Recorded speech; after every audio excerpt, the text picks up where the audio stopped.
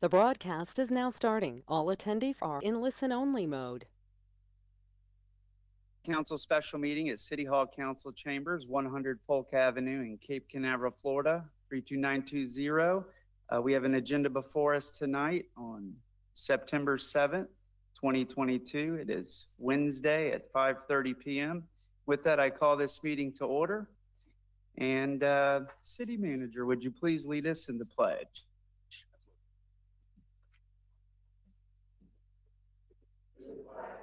United States of America, and to the republic which stands, one nation, under God, indivisible, with liberty and justice for all.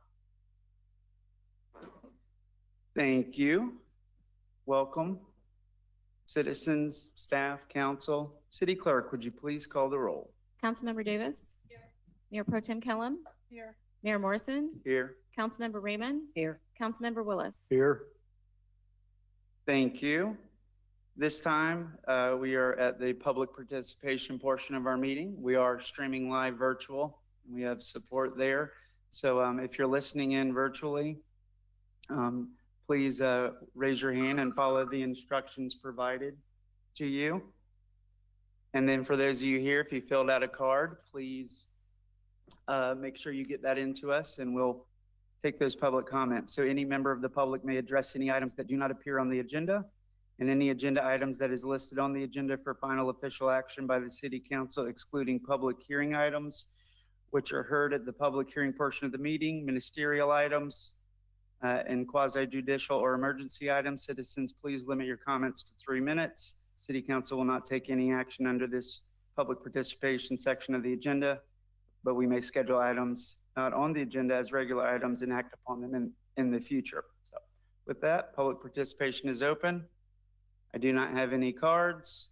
With that, we will go ahead and close public participation, which takes us into the public hearings portion of our meeting.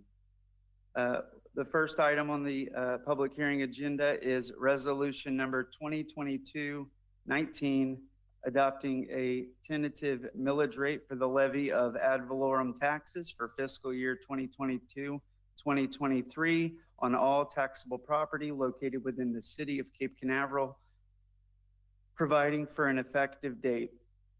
Council, at this time, I'd like to kind of run these two public hearings as expeditiously as possible. And the way to do that is following the guidance we got from our city attorney weeks back, by taking the opportunity at this time to ask staff if you have any questions about this specific resolution. And if not, then we will go to public hearing and then we can bring it back here. If there's any discussion, debate, look for a motion, and then we'll be able to take action. So with that, this time, if you have any questions, we have our city manager here on resolution number 2022-19.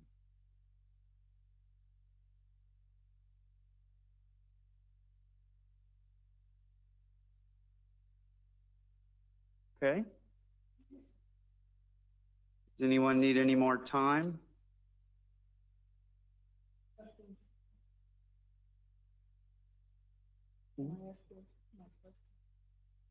I mean, if we, my question is, if we go to rollback,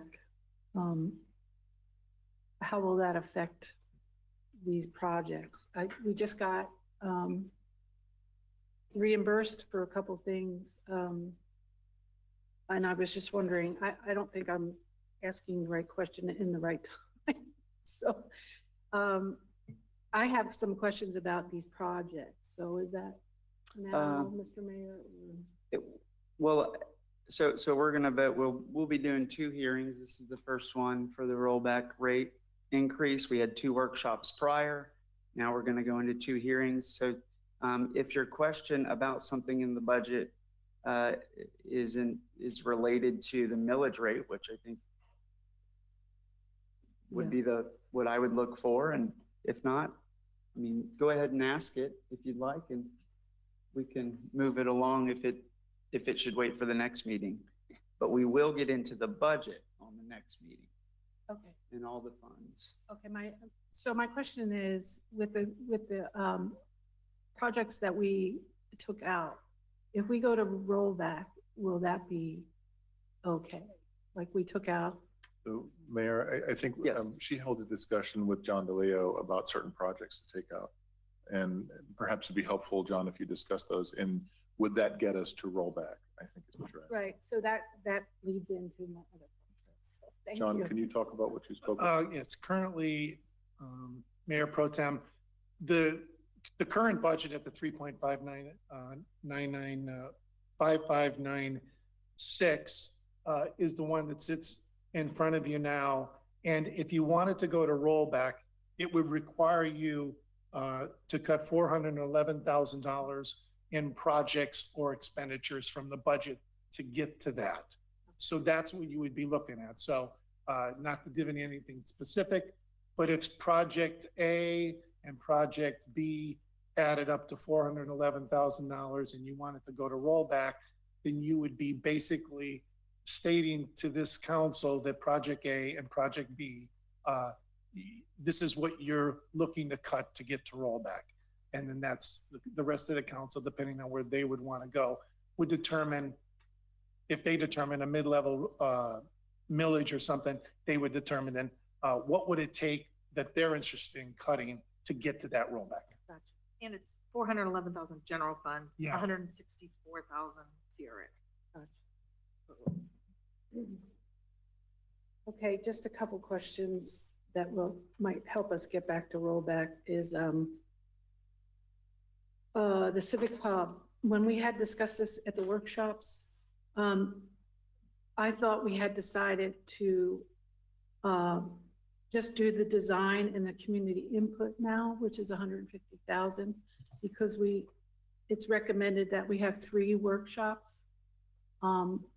And I think between the workshops and the plan, we can't really redevelop it for 100,000 until we know what the people want and so I thought we were cutting out the 100,000 on the redevelopment. What page are you on, please? Page 118. Thank you.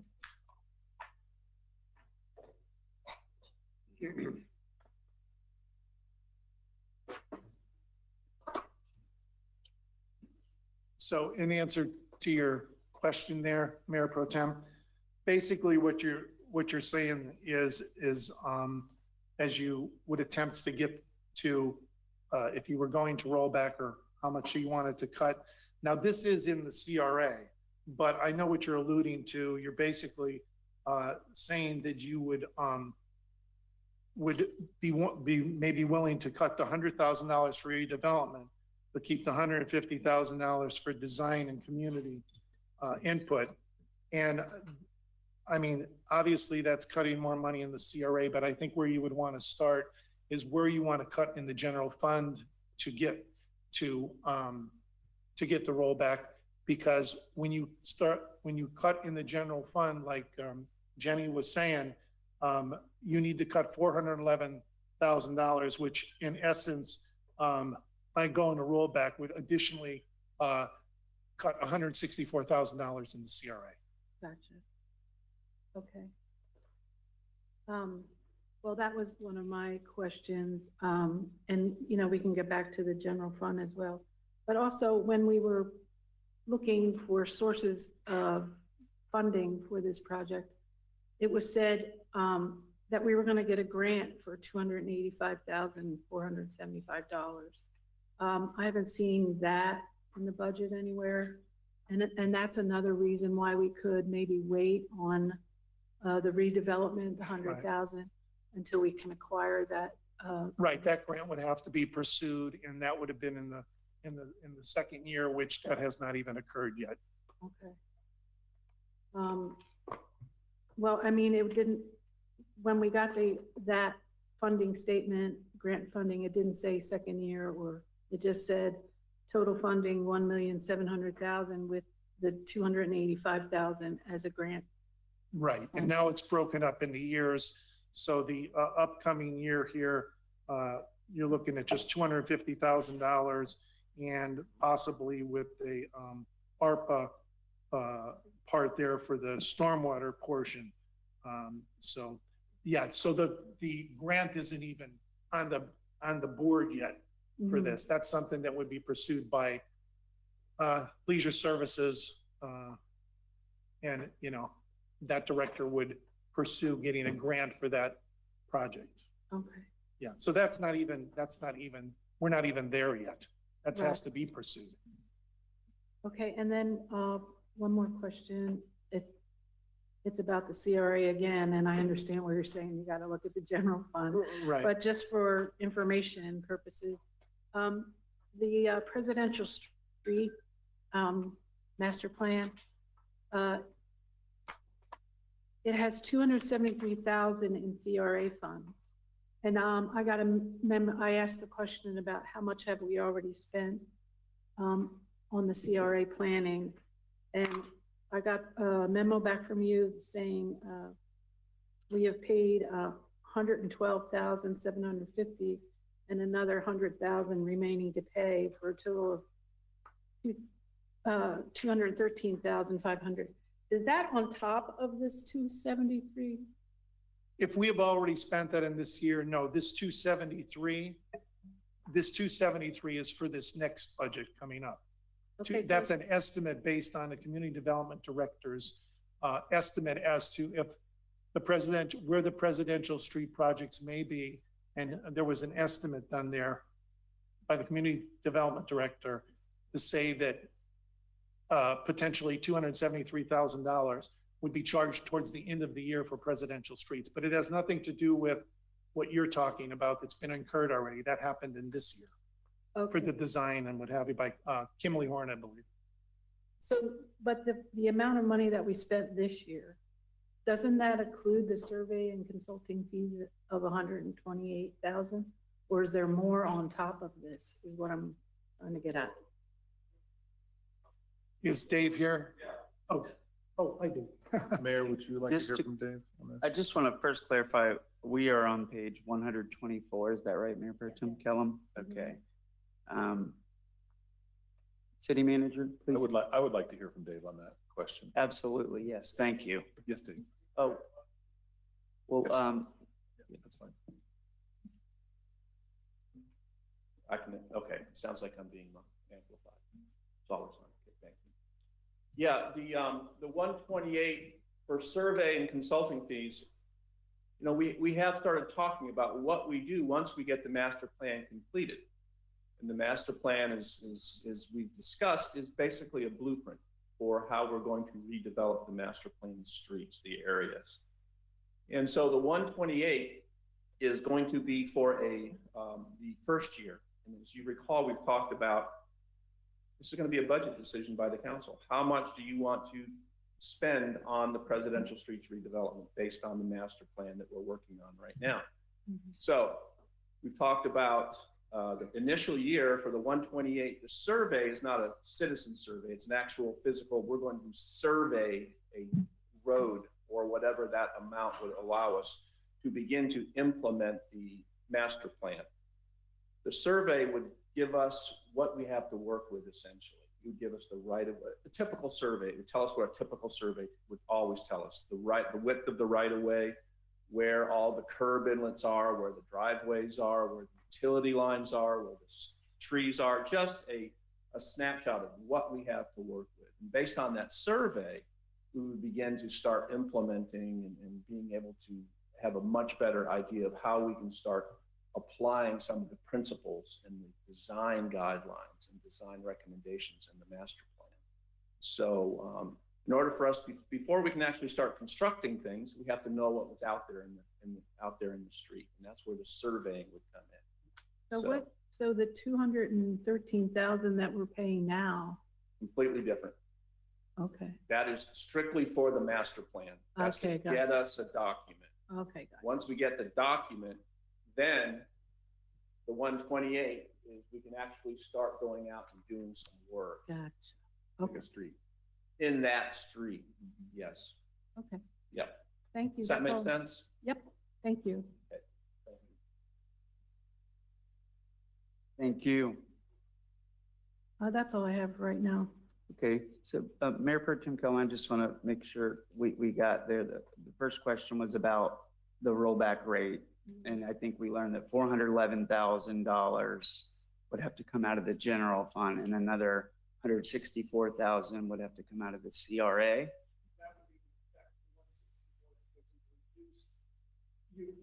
Okay. Yeah, you reduce the taxes. So The TIF value the changes. TIF money is less to go to the CRA, so that's the net effect. So in real dollars, it's $411,000. It is, because impact. then now you could give less out of the taxes here for the general fund and the CRA, and then the county matches us, so they're gonna give us less because we put less in to the CRA. Understood. Thank you. And did all of your questions get answered? Just one other thing. On Veterans Park, it says general fund and CRA 210. How much of that is general fund? Well, at this point, that will be all CRA at this point. Okay, Okay. thank you. I Thank think you. that's it. Thank you. Yes. Council, any questions here for staff? Yes, Councilmember Raymond. All right, I have a few things, just procedural. Could we give the page number as soon as we get the page number that we're I'll make sure to referring to? request That that. will be helpful. Yes, thank you. All right, Agreed. a couple of questions that I have. Do you have to have the plans prior to applying for the grants? Like, for example, she was asking about the Civic Hub. Do you have to have the plans before you apply for grants? I don't know. I'll have to ask my leisure services director All or one of the other directors that works with grants. Could you chime in? Do you I have just to have don't the know plans that. Before you, probably. right? I think this is just a general I don't- question. Yeah, I don't want to answer that Thank question. you. Yes, it is. It's just a general question. And Jeff, I know that you've got a lot more experience with grants. Could you address that question, please? Hey, Jeff. Hey, Mayor, how you doing? Good, thank you. It certainly helps if you have plans ready. They don't want something on the back of a napkin. They want to spend the money. They don't want it sitting on their desk for 3, 4, 5 years. If you have plans ready to go, that means construction is pretty close. And I think you certainly go to the top of the list. Thank you. I just wasn't sure about that. All right, I have a few questions about Oak Lane. And I just wanted to hear what was going on with Oak Lane. As far as the construction and also the reclaimed water, we were going to look into that. Those two questions, yes? I'm on page 157. Oh, what page are you on? Page 98, general fund portion. Oh, okay. I'm sorry, what page? 98 and 157 both, I assume. 157 is the enterprise portion of it, stormwater. And Okay. Mayor, I think Jeff could answer these possibly more. Please. Jeff? For those of you who might be not heard that, we're on page 98 and 157. Yes, we've added reclaimed water to the budget. Yes. And how much was the reclaimed water? Ben, do you remember? 45,000. And, all right. And we're moving along towards construction. There's still a couple of FPL poles to move. But after that, we should be ready to I go. have one other question. I was just thinking about this and I asked specifically, like when the condo was built, the builder put in the reclaimed water. I was wondering, do you have any idea why the builder didn't put the reclaimed water in? And I was just curious, the home, I think that they built the spec houses there first, and then people purchased them on an unpaved road and without reclaimed water. Okay, so what I'm wondering about, was that ever discussed when the builder put in those homes? Okay, hold one moment, Just if you don't curious. mind, Councilmember Raymond. City Manager. Yes, that Oak Lane didn't go by the typical subdivision of land process. Typically, when a development is subdivided, the application comes through with a host of improvements, including reclaimed water. And so like your analogy with the condominium, that would also come in at that time with reclaimed water typically. This was a previously, I don't even know when it was done. Oak Lane may have been many, many decades ago with these existing lots that weren't served with anything but water and eventually with sewer. They weren't even served by stormwater. So there wasn't a thorough look at utilities for Oak Lane, but they had the necessary minimum utilities to develop single family houses on them. So there's probably other utilities they don't have back there that perhaps other condos do, but Reclaim is one that just didn't go through that traditional process like we would have a review for today if they were coming in for a subdivision. All right, but I recall that some of the people that lived there did not want that road paved, and they were constantly fighting about that. And so that was one of the reasons why it was never paved. Well, my problem with it is that and I had a resident come and up here right at the last budget meeting that we had, and he said he had a similar situation. Pennsylvania, he bought a home on an unpaved road, and they paid half to have that road repaved, the homeowners. And so I was just curious about that I think that if they want these things, they bought the property on an unpaved road, that maybe they should chip in and pay some money too. I think, Mayor, if I could, and Anthony could speak more to this possibly too, is it's not unusual for a utility being developed to be cost shared. For instance, septic to sewer conversions kind of things. The entity providing the utility will share in the cost with the users or the people the beneficiaries of it over the course of many years, perhaps add it to the tax bill or something like that. Anthony, that's not an uncommon practice when large scale utilities are brought in, correct? The existing? Yes. Existing development? Yeah. Sometimes municipalities will use special assessment. Mm-hmm. Share the costs, for the entire work. That's rather, complicated and in depth, but yeah, there is a cost share sometimes. Just Or you can impose the cost on developers when there's new development.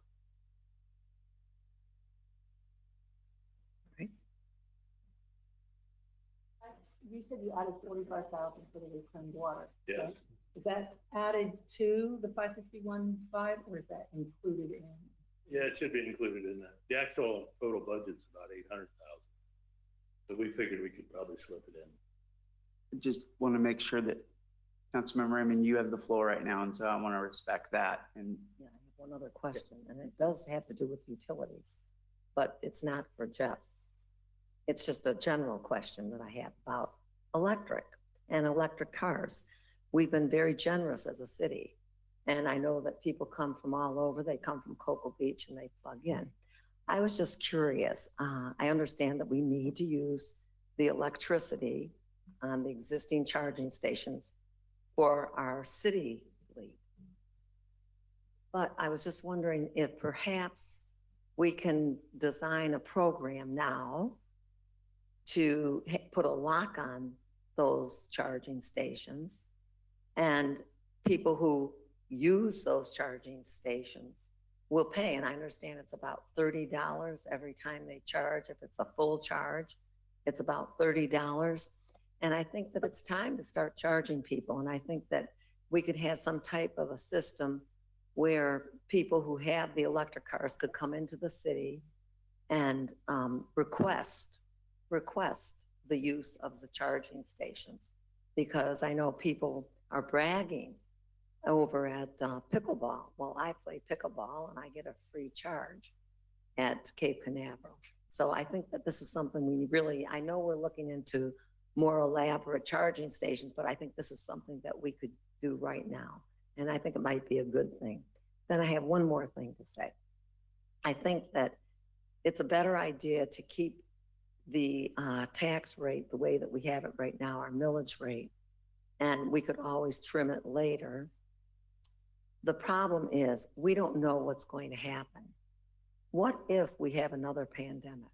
If we have another pandemic, and it's very possible because there are new strains in the east part of the world, the eastern part of the world. It's happening now in China and other places. And I'm concerned because when we shut down, it costs money to shut down.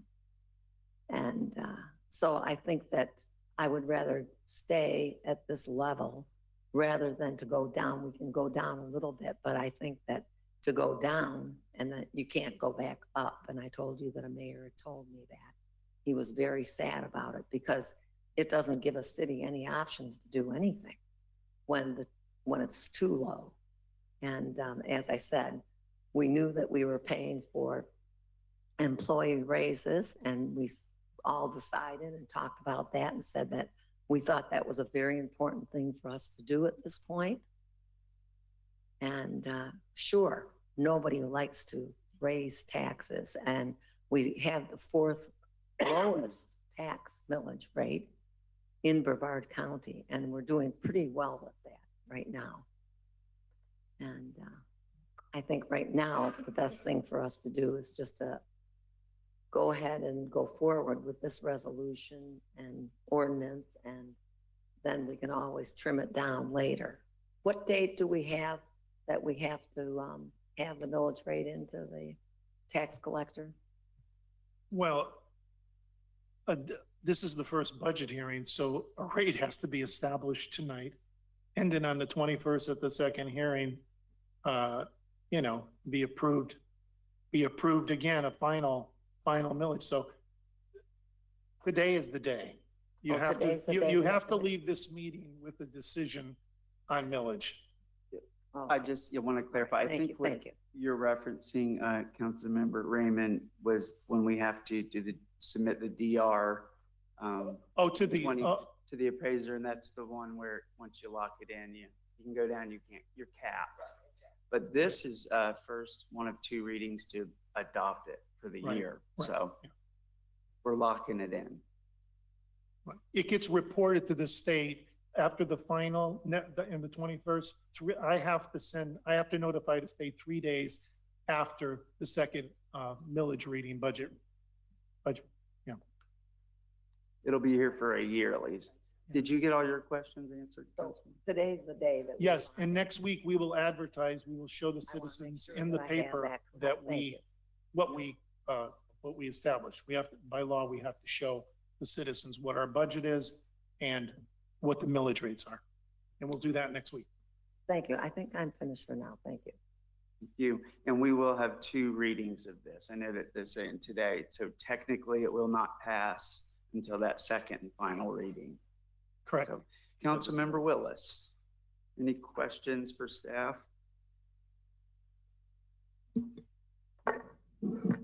I've got a couple things.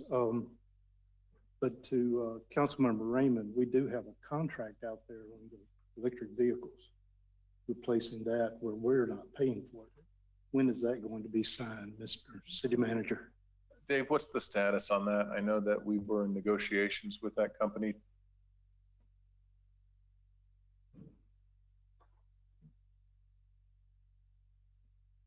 Yeah, we're currently reviewing that agreement. There's been some changes made by both sides, Rivian as well as the city. And I'm hoping it can be done in the next couple of weeks. And once that's done, I believe it'll be brought to the council for action. Okay, all right, thank you. But that, it's not a big number, but that takes 10,000 off of us right there each year. The other thing I wanted to consider is the Manatee Park repairs. I believe that's on page 109 and 110. If we were to postpone those repairs to the next year, that drops us about 42,000. Correct? Correct. Okay. All right. And on top of that, if we were to go to the next page, 111, and postpone the city park infield retrofit. That gives us another 23,000. Correct, and you would have reduced the budget by 65,000. Yeah. You add the 10,000 for the charging stations, you're up to 75,000. And then if you go one more page, and if we have all heard from a lot of the Long Point Road residents. And I believe we need to extend to them the same considerations we put forward to other neighborhoods when they oppose something that we're wanting to do. And they do not like it. And I know city staff has done a lot of work on this at the request of councils in the past. And I'm very sensitive to that and the work they've put into it. And they've done a marvelous job in acquiring grants and working towards this. But we have a lot of residents who don't want it. But if we were to pull that until such time in the future that the aquarium project goes through and then revisit that drops it, what, another 130,000? Yeah, 133. So now you're up to $208,000 that you've just cut out of the budget. Right, okay. So we're at 208. Now that doesn't get us to the rollback, but what does that millage rate take us to then? Go ahead, Jenny. Halfway. Yeah, we did just kind of a halfway thing, just, we thought somebody would ask this probably, which would be around the total millage, 3.4322. And in that case, we would need about 207,000 from the general fund and then 82,000 from CRA. So Okay. that's halfway between the proposed, what's in the budget, and rollback. Mm-hmm. Okay, well, like Councilmember Raymond just mentioned, we don't know what's going to happen in the future. And I'm very concerned about the wastewater treatment and where that could put us. We could be in dire straits if something were to happen there with penalties from DEP and other issues. So I'm more concerned with reducing some of the requirements or the budget we have and putting that in to reserves if we can, and use our ARPA funds as much as possible for actual intent. I think if you would cut those projects and keep the millage rate at the proposed, I think John and I have agreed that we would up the contingency and up the R&R that we had to kind of bring down for the proposed budget. So, you know, if we got extra money, that's where we would like to put it if we kept the millage at the same. Mm-hmm. Okay, all right. That's all I have right now. Thank you. Thank you, Councilmember Willis. The summary and the total number, would you mind restating it? Was it 208,000? Thank you. Councilmember Davis.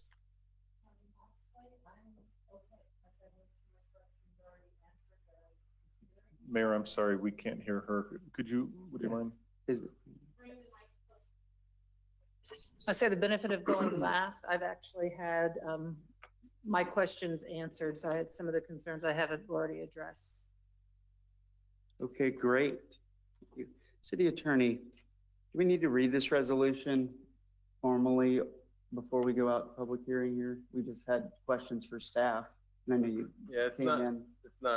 it's not required other than, you know, I would announce the information that's in, you know, in the resolution regarding the total millage. If you would like, I could read that. And then the ordinance does require reading, first reading. Right, which we'll get to that one next, right? So, yeah, I think We're supposed to publicly announce, I mean, this is the tentative millage rate hearing, and And the resolution proposes a total millage for all city operating purposes of 3.5596 mils. On the dollar of taxable value for fiscal year 2022-23, this millage rate, if approved, is an increase of 0.2548 mils above the rollback rate of 3.3048 mils.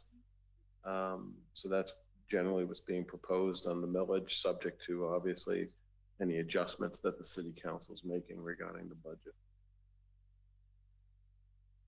Thank you very much.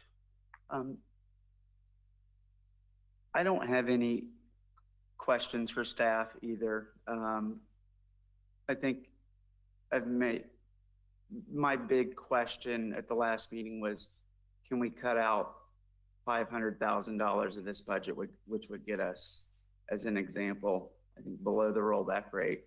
And I think we can. I think there's ways. I'm happy to work after we go out to public hearing with council to build off of what's already built to hit that.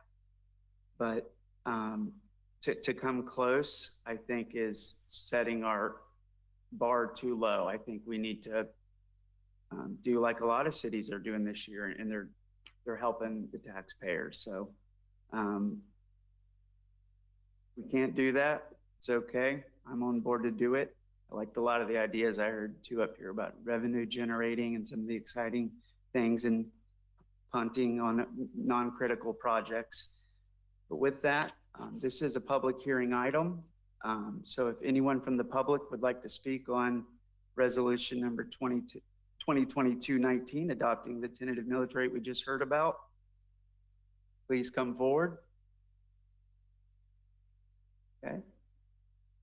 See that our deputy city clerk says no one from home would like to speak either. And with that, I will close public hearing portion of the meeting, bring it back to this council. This is the time I'd like to, we want to talk through anything based off these questions, or we want to talk amongst each other as a body and try to get to some motion. We can discuss around that motion. So if anyone wants to jump out.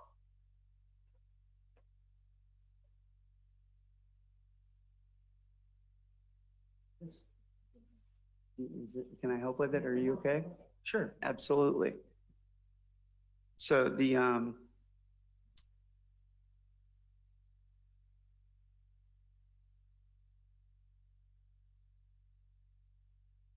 just going to take a moment here, let Councilmember Raymond get back. I want to make sure we're all here. You're welcome. Sure. Okay. So thank you. So Councilmember Davis, any questions for council or anything you want to, ideas or anything you want to talk about before passing this? No, I think maybe once I've heard. Okay, sure thing. Councilmember Willis?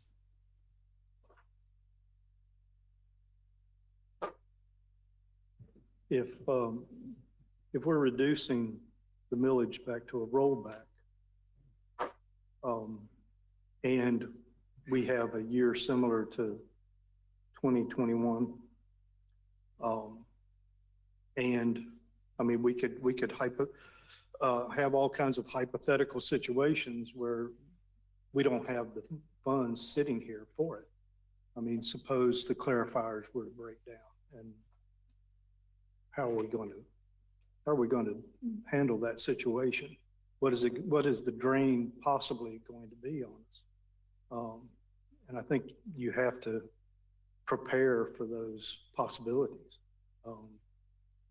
You know, we could keep kicking that down the road, but something's going to happen, and I'm afraid of what that could be, and the impact that would have on citizens if we don't have the funds readily available to solve that problem, or penalties that might arise from it. So those are the concerns about it. I think whatever we can do to be responsible and prepare for those possibilities is prudent. So That's all I've got right at this moment. Thank you. If anyone wants to respond to that, I would like to, but I think if we can stay on track with the comments, just discussing this, agreed with you, Councilmember Willis. And I think that when we look around the city today, there are things that are broken. The street lights on Ridgewood, the one in front of me just went out here recently, and there's been more. And that's an example we've always used.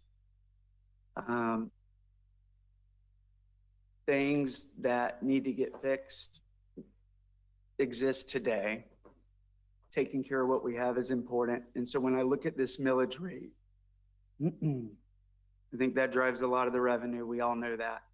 But we need to do, I think, two things when we get into the budget. We'll talk about later is spending it differently is one, on the priorities. Because if that day comes where it's bad, economic recession, whatever happens, another health pandemic crisis, I think that if we were to look at this budget right now and think in the future, if that happens, there are things in this budget we will regret spending today.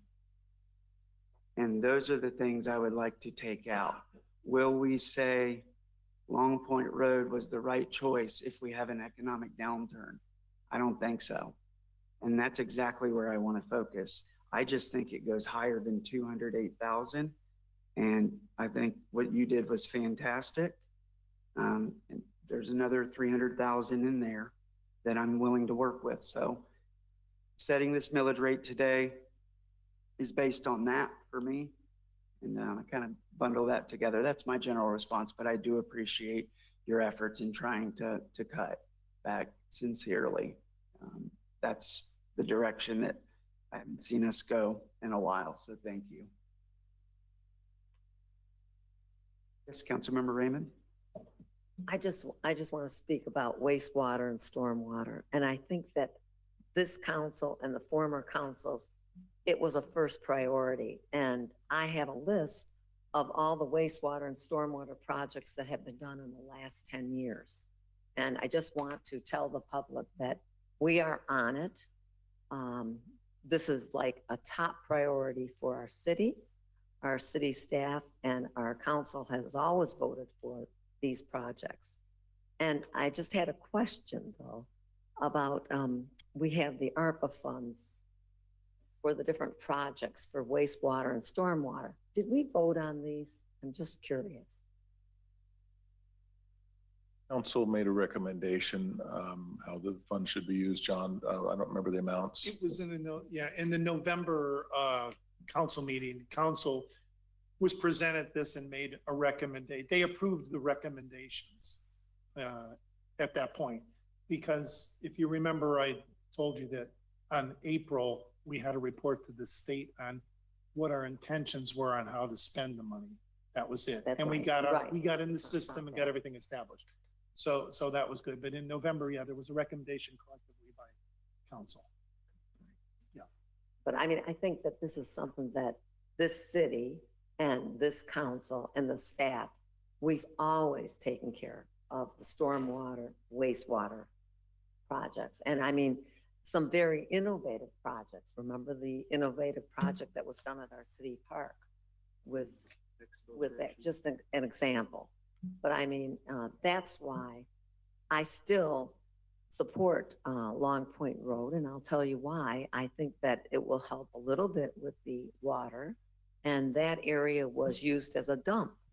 And I think there was some very toxic materials in that area because it was used as a dump at the end of the road. I understand it was pretty bad in the 60s and 70s when people were building, they just dumped everything there. And I think the danger is that that material that was there could get into the water system. And so the reason why I support the program is for sustainability and resiliency. And I think too, there's been some misunderstanding. This is not a park where you have playground equipment. This is like a swampy, wet wet area. It's wetlands. And it wasn't to be a park where you have, you know, children jumping around and people at night. No, it's a passive park. It's a passive park. The idea was that people could stop there with a kayak, that maybe we would have some type of a boardwalk like we have over at Manatee Park. Councilmember Raymond, I just want to stay focused on the Yes. millage rate. But no, this was brought up, Yeah, so I think I we do need to understand. talk about this, because I think that there's an issue here. And I do think it's important for respect of Jeff Ratliff, who has been working on this project since 2006. But I want to explain to the public that it was taken care of, the pepper trees were taken out, and also a lot of the stuff that was dumped there that could be toxic. Thank you. Thank you, Council. So we are going to need to get to a motion here, either amend, adopt it as the millage rate as written, make a proposal for a new millage rate. I support the rate below rollback. I think I've made that clear. Whatever the rate would be, 500,000 roughly. But where else would we cut the 500,000? I mean, I would like to go back to rollback, or even halfway to rollback. Because, you know, when you think about all the other utilities and everything, the taxes that we have revenue from is all paid by the taxpayers, and it's all going up. And if we could cut back on, you know, I'm willing to make the cuts where we need to, but I don't know how we could cut 500,000 more out of the, you know, general fund. For, you know, Estuary Park, I think, you know, we've been working on it for a while. All the pepper trees are back. I think it's underwater a lot of times. So if we put a boardwalk there, will that be a constant maintenance problem? I think that, you know, with the aquarium coming, you know, let's not do away with it completely, but in this year, I think it's not feasible. I just, you know, I worry about too, like everybody says, who knows what will happen in the future. I don't want to put us, you know, in a bad spot down the road. Think ahead a little bit. A lot of things at the mayor's, at the League of Cities, you know, a lot of cities were talking about how they got to where they are on their budgets because they always go back to rollback. So maybe that's not the answer. But I think cutting it back as much as we can for the citizens is a good idea. As far as cutting the baseball field, I think that little bit of money needs to stay there. It's the low hanging fruit right now. If you've been out there, the baseball field is in bad shape. The grass is much higher than the clay. It's dangerous for the kids playing out there. I think that's something, you know, like I said before, we took out one baseball field. We need to maintain the one we have. I think that 23,000 is well worth it to make that a really nice baseball field for our kids. I think if we can find something else to cut out, maybe we don't need to buy another car right now or automobile vehicle. I'm all for, you know, lowering the millage rate, but let's not cut off our, you know, nose to spite our face or whatever you want to say. But I'm open to it. I guess we need a motion. So if we accept this millage rate now, for the next, can we come back at the next one and lower it? Next one and lower it? Yeah. Yeah, I think you can. You can lower You can it. lower it. Right. You could accept this rate as is tonight and then always lower it at the second and final reading of the millage. If you lower it tonight and you decide you want to then go back up at the second, you cannot do that. So, Okay, that's where I am. No, I would just, if we cut it back to lower than rollback, where are we gonna? Yeah, well, I think staff is the best to make recommendations on those cuts, but I can tell you that Patriots Park, did we do anything with that one? That one's still in there, right? But that, we have a grant for that for 70. Yes, we have a grant for $75,000 out of the 100,000. The 25 is what we would pay, and go down the list. I think staff can help us understand what needs to be done in 3 years, but it doesn't need, or 5 years, doesn't need to be done this year. And we have a policy for our reserves, which I think we're over that at 20%. So when we talk about if something bad happens to the city, that's the reason we have that. Also, the federal, state government in health crisis and in natural disasters usually reimburses the city with some sort of FEMA money, ARPA money, and there's more money that's coming from these giant bills that the feds are passing to the cities.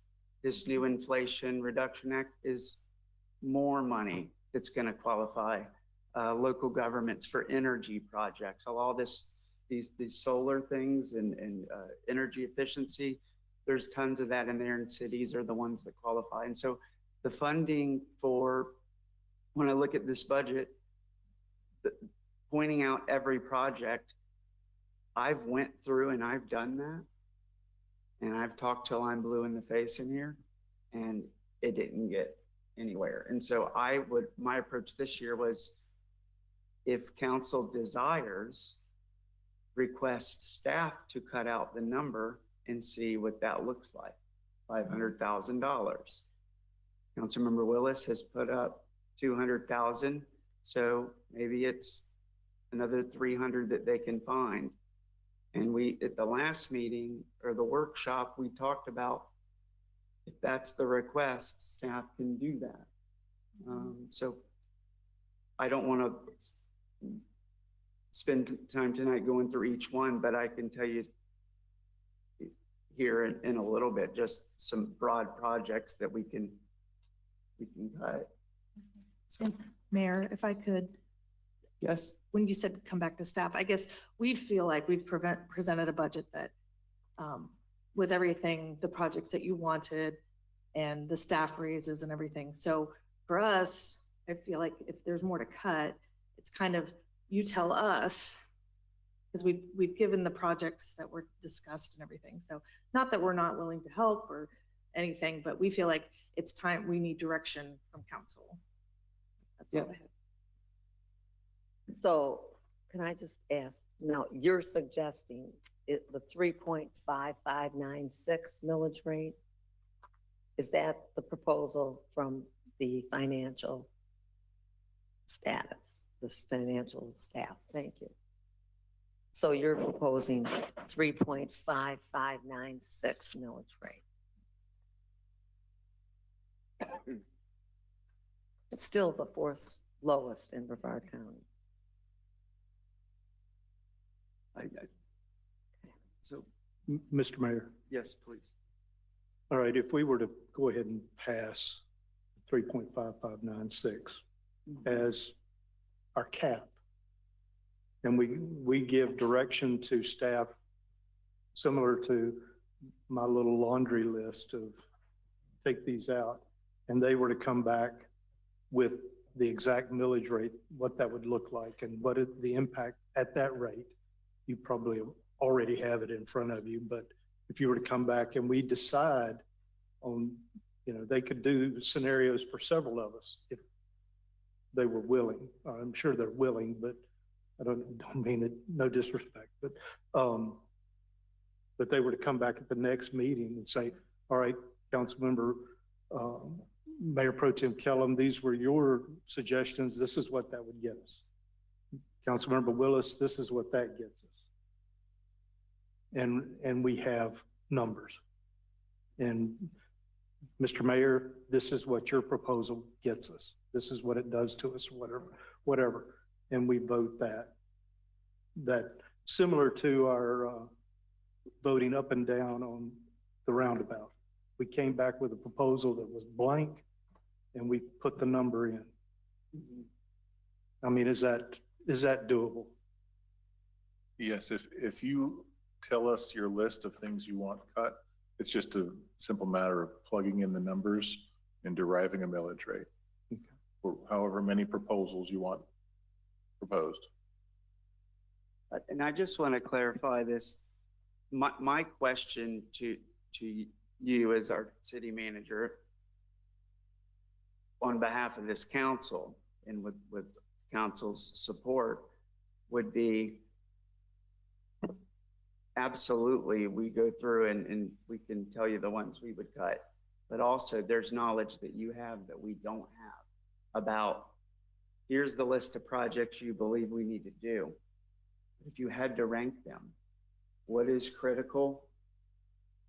And what's, if you had to cut your bottom three, what would those be from your administrative point of view? That's valued by, I think, this whole council, because you've got access to information that we don't have. And we trust your collective wisdom to say, look, without going too deep, these are the ones I would say, if you're going to wait a year, those are the ones. There's certainly no cover up of information. You're welcome to everything we have. There's nothing that we have access to that you don't have access to. But I don't sit in your seat every day and manage the city. The projects were approved by council. So to the extent that council wants those projects, you could say as a council, we don't value this one as much. We don't value this one as much. We don't value this one as much. And that's, to Jenny's point, it's more appropriate to get that direction from council. We can make do with whatever you say. It's the council's budget. We will find a way to do whatever the council wants to do or doesn't want to do. But all projects aren't council-led projects. I understand that some of them, those ones that we originated, 100%. But there's some in there that you might have proposed and maybe the priorities have changed. Also, the other parts of the budget, it's not all projects, right? So we have operating expenditures, and I've said that I do support giving the employees raises this year, and I stand firm on that today. Don't touch that. Same with the police and fire needs and other critical infrastructure, stormwater, wastewater. But there could be line items, there could be engineering estimates in there that you have estimated at 100,000, but you could really strive and try to get it for 75,000 as an example. We have no, unless I followed you around and for a week, to know what those items are. And those aren't projects, those are operating expenditures. I just wanted to make sure if the council chooses to request that, that's in shaping it, my original thought, and obviously we would certainly do our best to try to find something that works for you. And perhaps to make it, I don't know, easier is the word, but maybe we could come back with something in that middle range that I talked about, and then the rollback, and then if you wanted something below rollback, maybe pick out 3 might be easier for us instead of a long line down, if we could suggest that, maybe keeping it within 3 or 4 millage rates. I have a procedure. Let's Procedurally, would we have to vote on each item as a council? they would come back with a proposed budget with those edits. Well, they could do it a bunch of ways. They could come back with it proposed and we could vote in versions. But yeah, if you're going to swap one line item out or move it, I think we would have to vote to amend the proposed budget, accounting number, whatever, to this. And then, but keep in mind what we're voting on right now is the millage. Mm-hmm. So, and I'm sorry if I missed your question and I got tangled up there, but are you asking? I'm just wondering if we're asking the staff to go through and do a lot of work to try to get the equations just so. I'm just wondering procedurally, if you want to cut X project, then maybe 3 other people on the council do not want to cut that project. Do we need to procedurally vote on each and every project that you're thinking about cutting? See what I'm saying?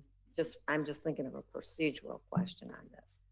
The millage rate, I think that we should go ahead and adapt this 3.5596 millage rate tonight, and then we can trim it. That's my idea. Because we can't go down, if we go down, we can't go up. If I may Please, interject. yes. Yeah. So the methodology you're asking for is for staff to go back and with staff and with the city manager and say, items 1, 2, 3, 4, 5, 6, and 7, you can cut. But when we do that and it comes back to the council, we're just identifying items that you can cut. 5 council members are up here and they won't necessarily be all voting for the same thing. And so I see what Councilman Raymond's saying about procedurally, because what's going to happen next meeting is, next meeting, you would have to settle this because we have to get the budget done and ready for the state. And so what you would be doing is each council person up there or majority would have to say item 1, item 2, item 5, item 6, and item 7, I support that. And this is where it gets us.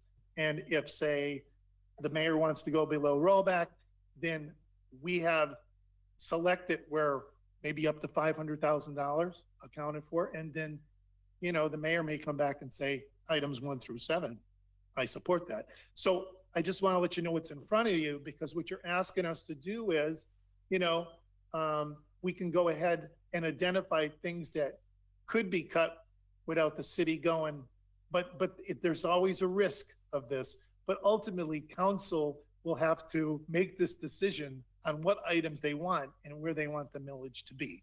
So if it's the will of this council for us to identify those things for the next meeting, like the city manager said, we can do that. But at that point, then the finance director and the deputy finance director are probably going to we're just going to sit here next meeting, because now you have to determine where you want to be, because we don't know what's going on in your brains on where you want to be and take the city. That's your job. But we can definitely take the direction of council if they want that to happen.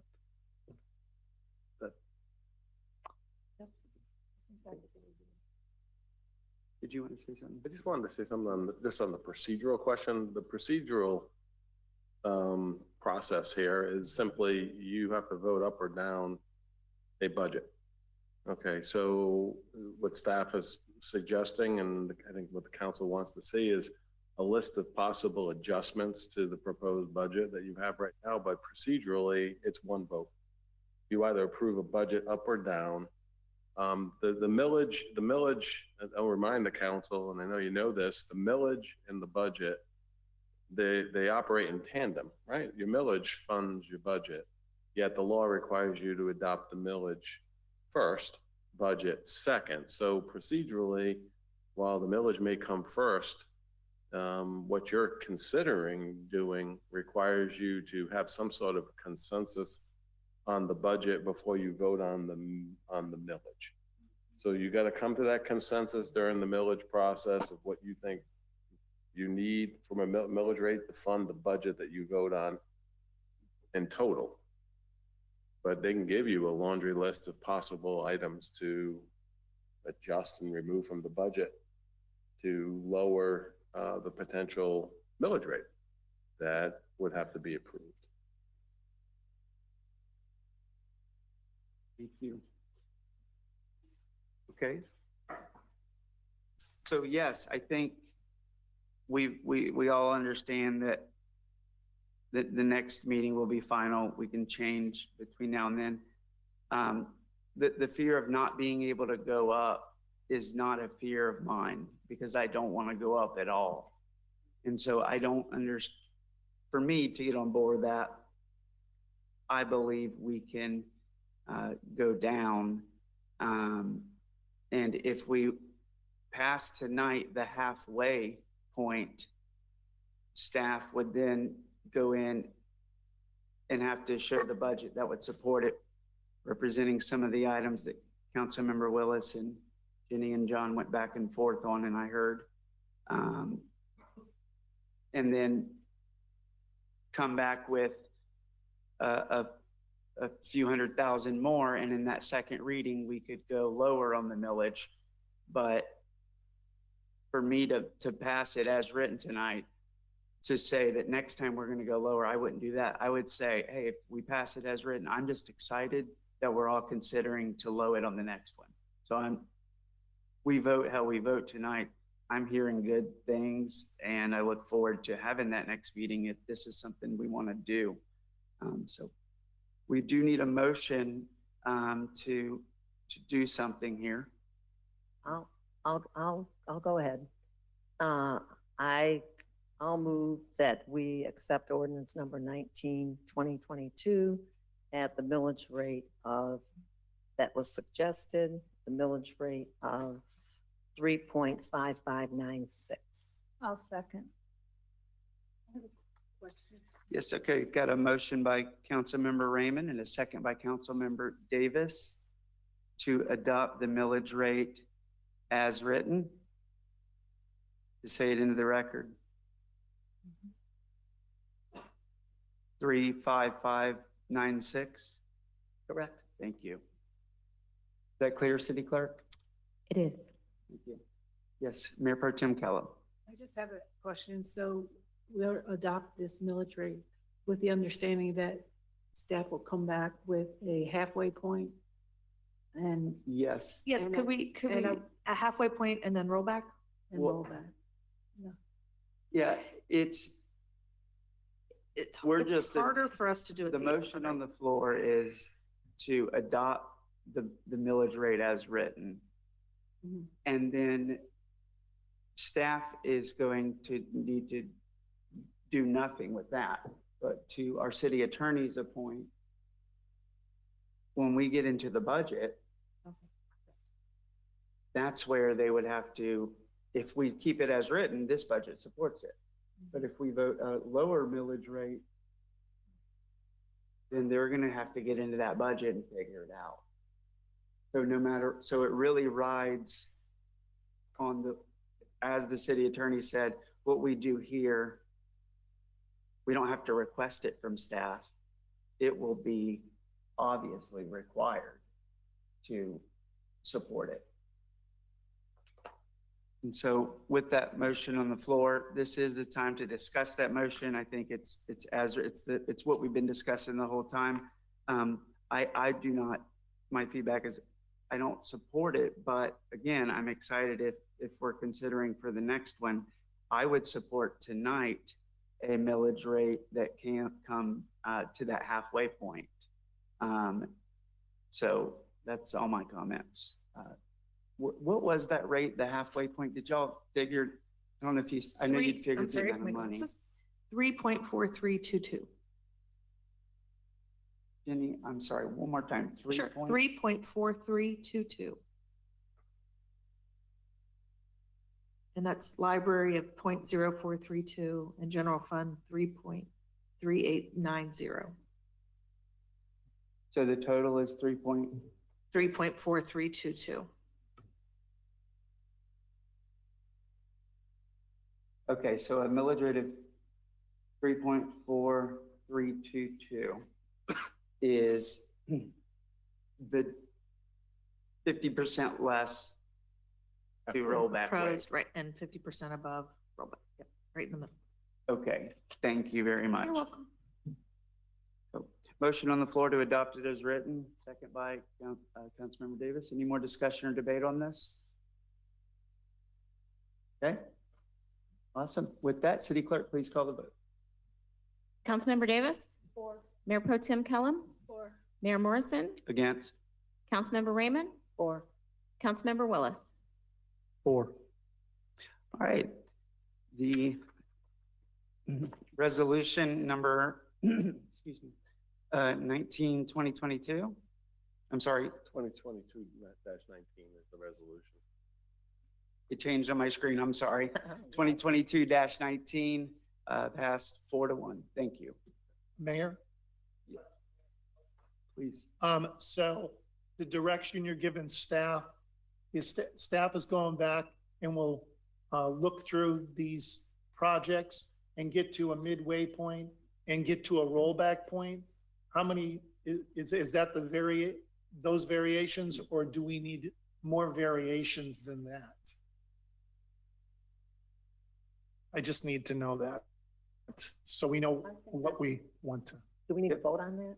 I don't. I think I would recommend that we get through this second hearing. We're about to get into the budget right now. And we'll get And direction then there? before, even if it's reports at the end, direction can be given. Okay, And thank will you. be, yes, thank you.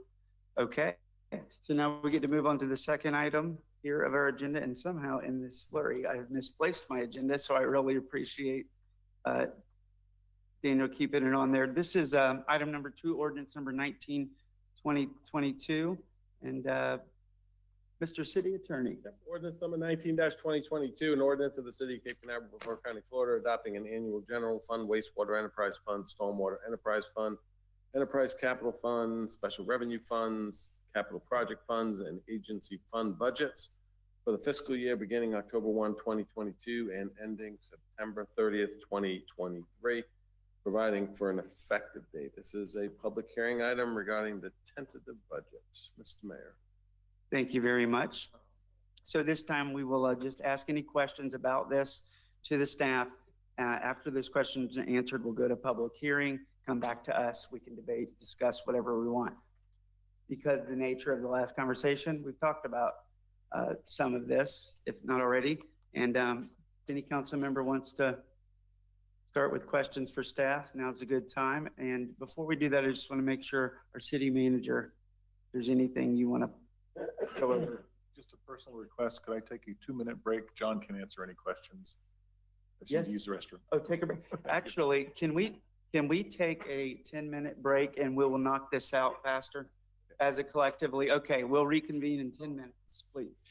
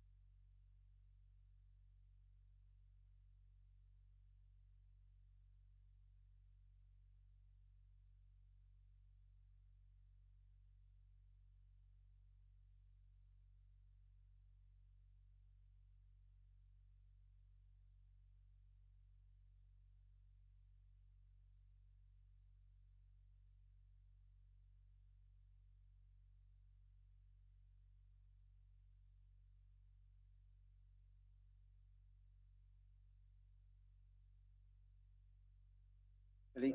All right, everyone ready to go? Okay. Go ahead and call the meeting back to order. We are starting here on agenda item number 2. And ordinance number 19, 2022, our city attorney has read this. And I believe we are now ready to get going. Any more comments from city staff on this or anything that you feel that needs to be said, city manager? Thank you. Correct me, we haven't went to public hearing yet on this one. Short-term memory loss, yeah. No, we haven't. So at this time, any questions for staff? I think I captured some of the questions that naturally came up during the ad valorem tax reduction and the projects that Mayor Pro Tem Kellum started with. And I think some of the new revenue ideas I heard from Councilmember Raymond are good, but your confidence level needs to be high enough in those to want to back off from an expense or support whatever it is that we're trying to do. But, and then Councilmember Willis, I believe, mentioned electric vehicles, manatee park, retrofit for the Little League Long Point Road. It was roughly $208,000. And Mayor Pro Tem Kellum, I think you were talking about the Civic Hub was one of them. And it did not capture the amount of money. I think that was page 118.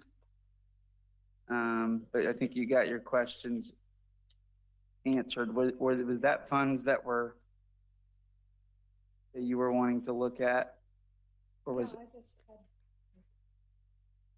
I had brought up the, at the last workshop, I think it was, that we talked about the Civic Hub, and the fact that we're having 3 workshops is phenomenal for the people to get involved. And I just thought that redevelopment at 100,000 could be taken out until we know exactly till we have the revisioning, until we have a plan. The urgency was to buy the land at the price it was at the time it was. And I'm really happy that we're having 3 workshops to see what the people want. And I think the design and the community input is really important, but I think the redevelopment can wait. I think we can work on getting some grants possibly. There's a lot of money flowing out there to help us out with that. But I just thought if we took the $100,000 out, that would help with that. Got it. And for the redevelopment. Mhm. And then the design and community input, the amount that goes into community input of the design since that merged, the majority of that is for engineering design. I think we had figured out too, right? Mhm. And so, yeah, I would say you would finish your workshops and then go into design after. And take out the portion that you have budgeted for community input, keep that in there. Right. I think that's a good idea. And this was a project that we ranked 2 to 7 years in the intermediate goal. There was an urgency to secure the land, and then now we're moving into developing it. If this is an example of a project I fully support and agree with you of, if it does get bad, are we going to look back and be glad that we spent money here? I say it. No. And so 250,000 was the amount of total, but I think maybe 10,000 of it will come. And then going down the line, just recapping, the other one was Presidential Streets Master Plan. I think you had brought that up. May Yes. I make a comment on the Civic Hub? This is literally the last one, and absolutely you can. I Go just want to ahead. close this thought out just No for problem. and was there the Presidential Street Master Plan? Was that? I was just trying to figure out if the money we spent was on top of the money that's budgeted, and it is. So Okay, so that was not an opportunity. no, I can't Okay. I agree. I think that's important, but yes, Councilmember Davis? One Thank thing, you. talking about the Civic Hub, we had discussed about possibly helping with the flooding and having the underground system to help. So I think, and before we cut all of it out, I think that's something that needs to be considered.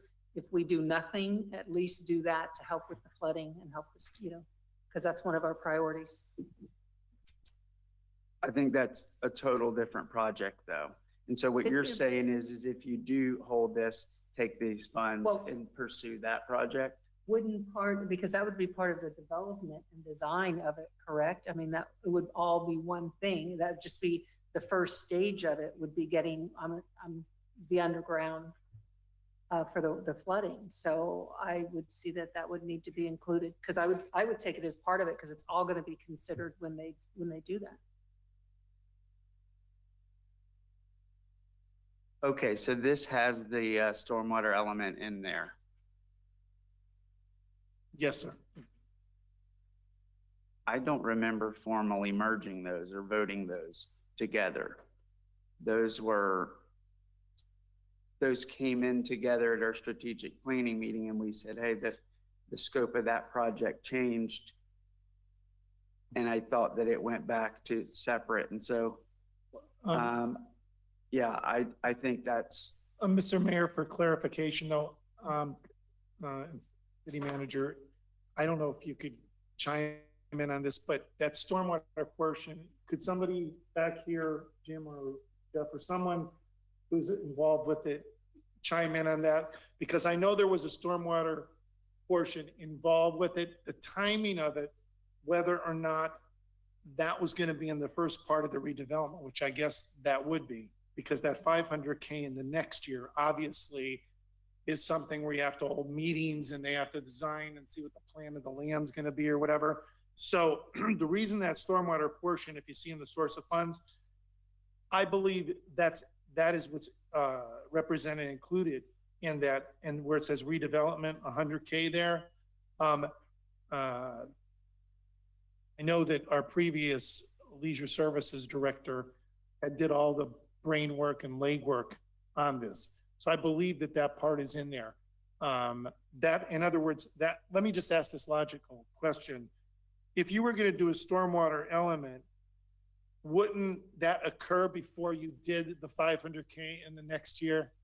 Then that answers the question that since there was a stormwater portion considered in here, that's where it would occur. So that's just me deducing what that $100,000 represents. Yep. And they were going to use ARPA for that too. So I thought we're using CRA funds. CRA and ARPA. CRA and ARPA. Yes. Yep. That's clearly in there. But Mayor, I hope that answers your question because that's as good as I could. I was just making sure that the point that Councilmember Davis made is that this is more than a park. This is going to provide a stormwater element due to the flooding issues. Right. That conceptual idea was brought up. We paid several $1,000s for an engineer to go do a study on Center Street where the flooding is happening. And on their own analysis, they came back with proposed projects. This was not one of any of their projects. Now, in my understanding, city staff did bring this back up to the engineers and they answered like I think anyone would answer, it will help. Of course it will help, but that doesn't mean that that's the best stormwater use of funds to fix the problems block south.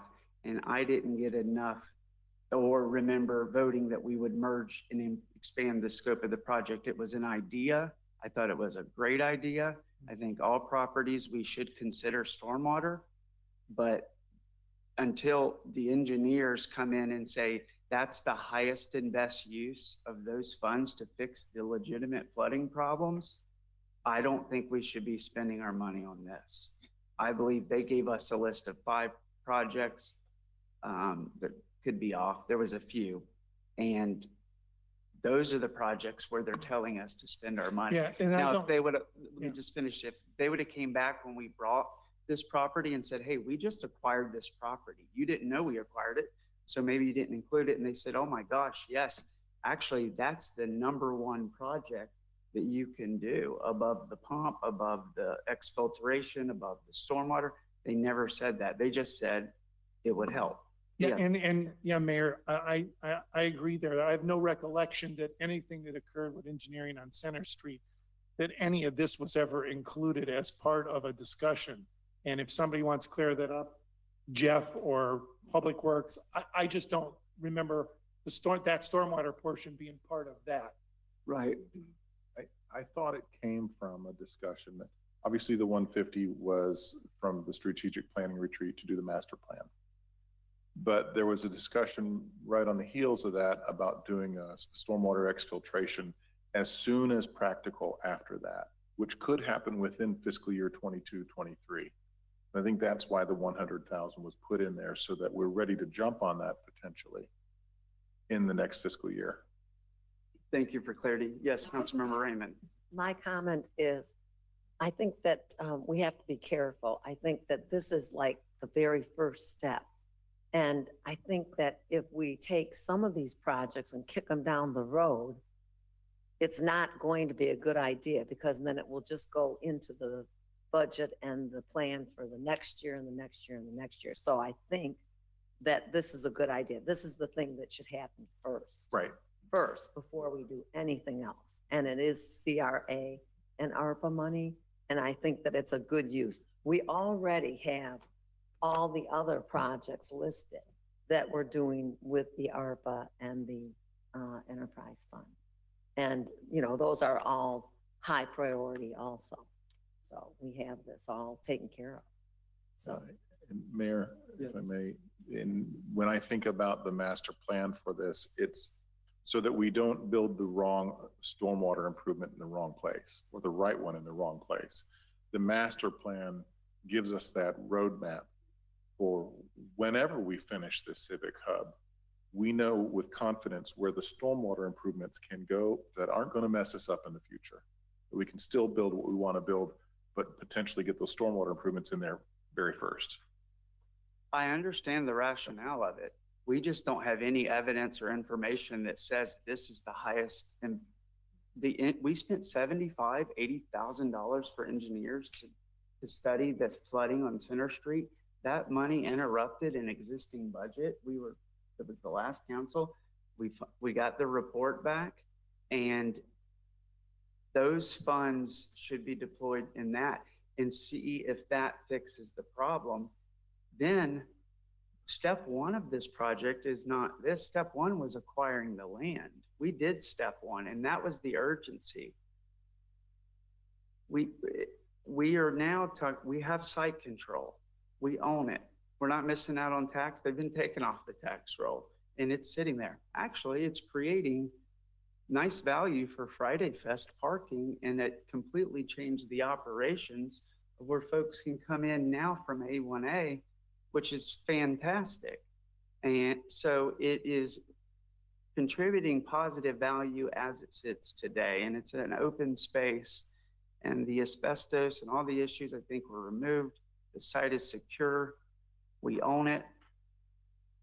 If we go down the road and we don't spend the money, that means we freed up cash for a bad day. And I won't feel bad about kicking the can on this project if I got cash, you know, where it needs to be. And the last point is the ARPA funds. Yes, I know that it's coming from that and CRA, but those funds don't have to go there. They can go to other higher priority improvements. I think this entire project, this whole line item should shift over one. I think it should say this year, we don't do any investment in activity. We just spent $1 million or over $1 million into this property. It was 2 to 7 years. Why don't we just say, we're not saying no, we're saying not now.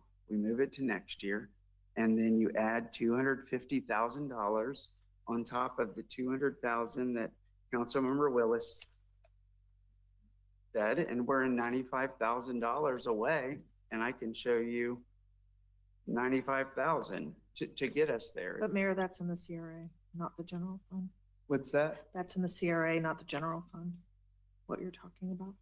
So cutting this out, there does not create an opportunity to transfer money or to move around to lower the millage rate? No. Not in, what you are accomplishing by doing this, you're not accomplishing, but what you are accomplishing is that if you, by lowering the millage, it's gonna cost you more money, less money being transferred over to the CRA. By taking an action like this, like let's say to where you want to go 165,000, it would cut into the CRA. Well, right there, if you move this out, what you're saying is you're actually eliminating 250,000 of the CRA. So that's actually It's accomplishing. it's accomplishing what you want to do on the CRA side. Yeah. It's Right. accomplishing exactly what you want to do on the CRA side. But like Jenny says, it ain't doing nothing for Right, the not general with fund. what- because I understand that. Okay, No. so you're right there, you're accomplishing what you want to do on the CRA side because you've just, that 165K of going to rollback that's gonna, take you there, you just eliminated $250,000. That's the effect of that. Yes, our property's risk does not go high if we hold this project for a year. Can we vote on it as a council? No. We're gonna vote on the whole. Yes, I But I think guess we're gonna have to vote on each and everything because we're going to have a difference of opinion. No, I think, Well, I mean, Your city one attorney. person might think that it's important and the other person obviously thinks it could be kicked down the road. So, I mean, there's going to be a difference of opinion on this council. There are 5 people and we each have an equal vote. yep, I'm in support of just giving a general scope or projects that we would identify so staff and Jenny and our city manager, very importantly, have clear direction on the things we are considering. And I do think it's healthy if we give them the likelihood that they would support it. And so taking up at least consensus on this specific project would help staff greatly. But I think our vote, as our city attorney said, will be one vote. It will be either for the budget or amended to whatever we decide. Yes. Yes, I just wanted to say that, like I said before, and not to reiterate, but, we need the 3 workshops. And what if the people decide they want pavers over there and benches? Are we going to put stormwater under pavers? And like Mayor was saying, we paid for a study on the central, to see what we could do to relieve the flooding down that way. And this was not part of that. I think there was other things that they proposed that this money could be used for in the CRA or the ARPA to tackle those problems step by step before we get to this. And as far as kicking things down the road, how long has Oak Lane been kicked down the road? I mean, it happens if there's no money, can't be funded, or we need it for somewhere else. It happens. I just think that trying to have 3 workshops and then a design will take up most of this year. So I don't see that to do it right and get input and see what the residents want to have there. We need to buy the wet pond on Central that we talked about on Central down there. Right, Todd, help me here. We're still trying to purchase some property on Center Right. Street. I mean, and that was an immediate thing that the engineer said would help the flooding. So I think that puts priority over this for as far as stormwater. I just think that, like I said, 3 workshops, which is awesome, is going to take a while to get public input. And then, go from there. So that's why I don't support the 250,000 for this. I don't know if we could come back with something and do just, what would the community input cost for this for the next year? And, It's almost like you're saying, do the design with community input, but move the $100,000 towards the pond. yeah. No, Not so much, design, I would just say, what is community input portion? I mean, don't we need the community input before we do the design? Oh, it goes right along with it. Dave, you've talked to Kinley Horde about this. They wanted, as I understand it, there's going to be a conceptual preliminary feedback from the community, Rev 1, and then feedback from community Rev 2, then final community. So they're part of the design process. Is that correct, Dave? So we're gonna have a design and the people are gonna choose the design, or we're gonna let them tell us what they want? Yes, then and design? yes to both. Okay. You can break them up though. Yeah. Mhm. You could hire a consultant to just do community input. Well, I just think that we need community input. I mean, we promised the people that we would do that and we need to have it done. And look how long it took to do the revisioning. It takes time. I think the question is, are we okay with not spending the money this year? And I would say, yes, if we want to get the community input going, that's great. But these are the types of direction we want to be able to give staff if we go this way. Councilmember Davis. know we've had them do a survey of what would be effective for the flooding, and at that time, they weren't aware that we were considering possibly doing this.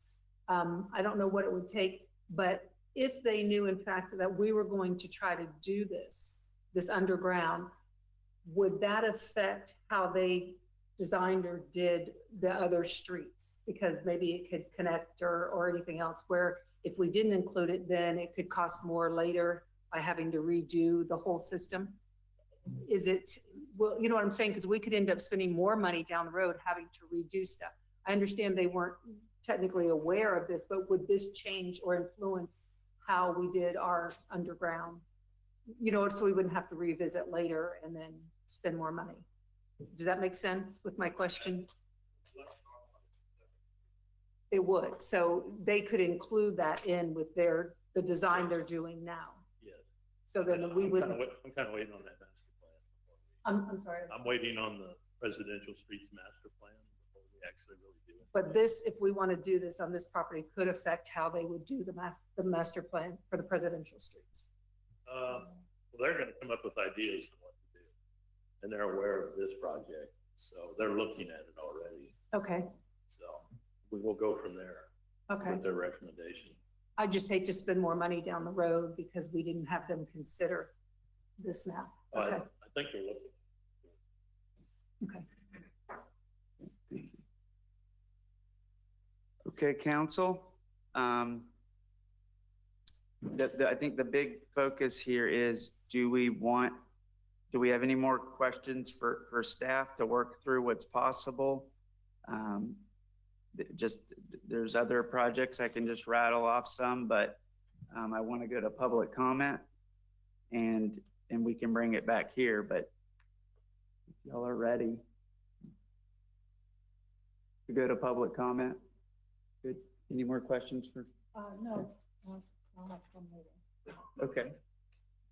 All right. So this time we're going to open it up for public comment. We got folks listening at home or here. I don't have any cards on the item, but if you'd like to speak on this, please come forward. This is for ordinance number 19/2022, which is adopting the annual general fund, wastewater enterprise fund, stormwater enterprise fund, enterprise capital fund, special revenue funds, capital project funds, and agency fund budgets for the fiscal year beginning October 1st, 2022 and ending September 30th, 2023, providing for an effective date. First reading. So seeing none, Deputy City Clerk signaling there's none. That time, public comments closed. Back to council. So council, a few of the items and it's not just crossing an item out. it's reducing an item, lowering the scope of work on that project, just like we did there. We can keep projects moving forward, but staff is going to be the best to help us say, hey, if you want to downsize this, we can go this way. I think Patriots Park was at 25,000. Estuary Park, the residents on that street, I met with them, over 15 residents, I believe, who unanimously supported not doing the project this year and holding. And we discussed the risks of the grant, which seems to be offered annually. No promises next year if it is, but I think we would have an opportunity to get that grant and meet the criteria. I think downsizing or $30,000 for a truck, just as an example. Do we have to spend $30,000 for a truck? Can that truck go one more year in a 2 square mile city? Is that truck wheels gonna fall off in this little city?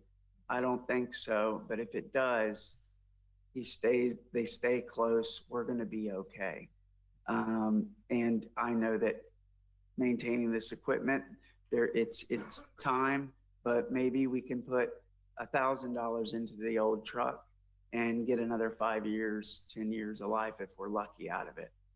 Those are the types of things that, well, after you look at the big projects and you don't feel like you can go any further, those are the types of things I think we would want to look at.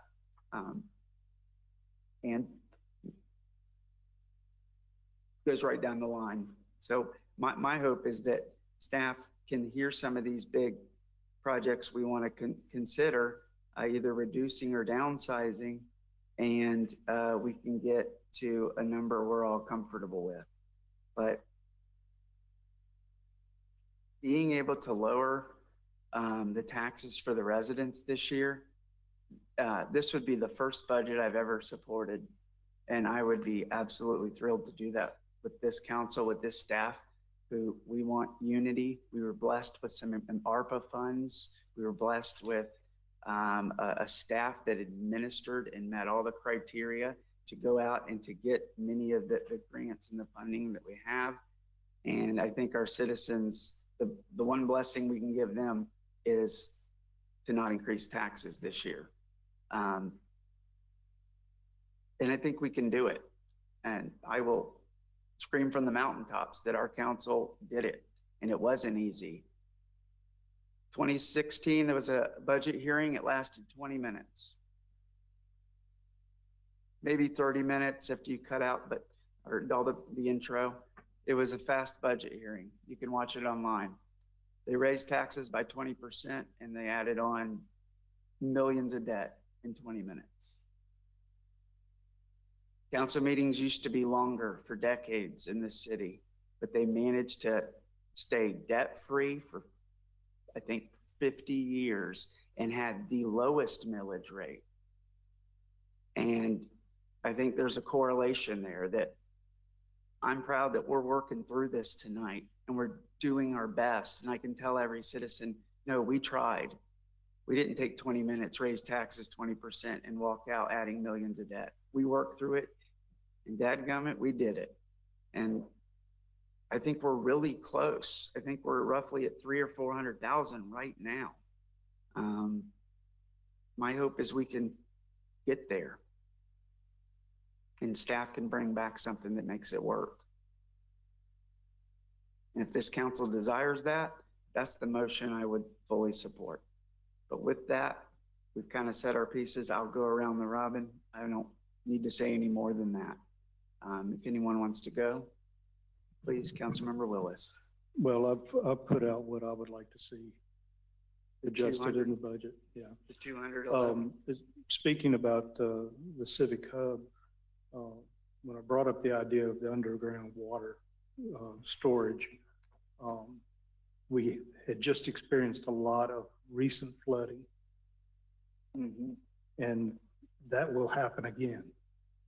And I would like to, for us, we don't have to do all of it, but I would like for these citizens of the presidential streets to see us making an effort towards alleviating that. Let them know that this is part of that project. We don't have to do all the redevelopment because it is going to take a lot of planning to get there, but they need to see us moving forward with some of it. Again, we can adjust it. So there could be some savings there, but I want the citizens to see us marching forward on resolving some of their issues, because if their streets flood again, we're going to hear about it. What have you done?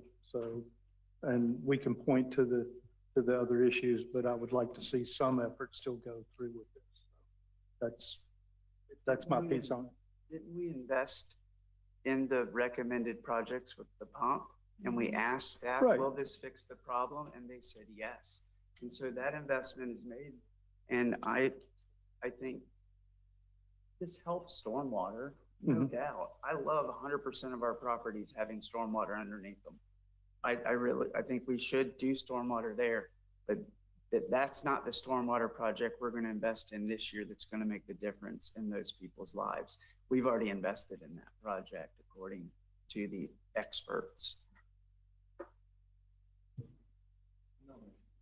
I think anything that we can get that will help. And I mean, no disrespect when I say this, and I say it out of, sincerity, but this is a project you were against from the beginning. And I don't know if that is playing a role of you not being willing to look at doing this. And with the flooding, any help is good, I mean, so I don't want to turn down any opportunity that could help with the flooding.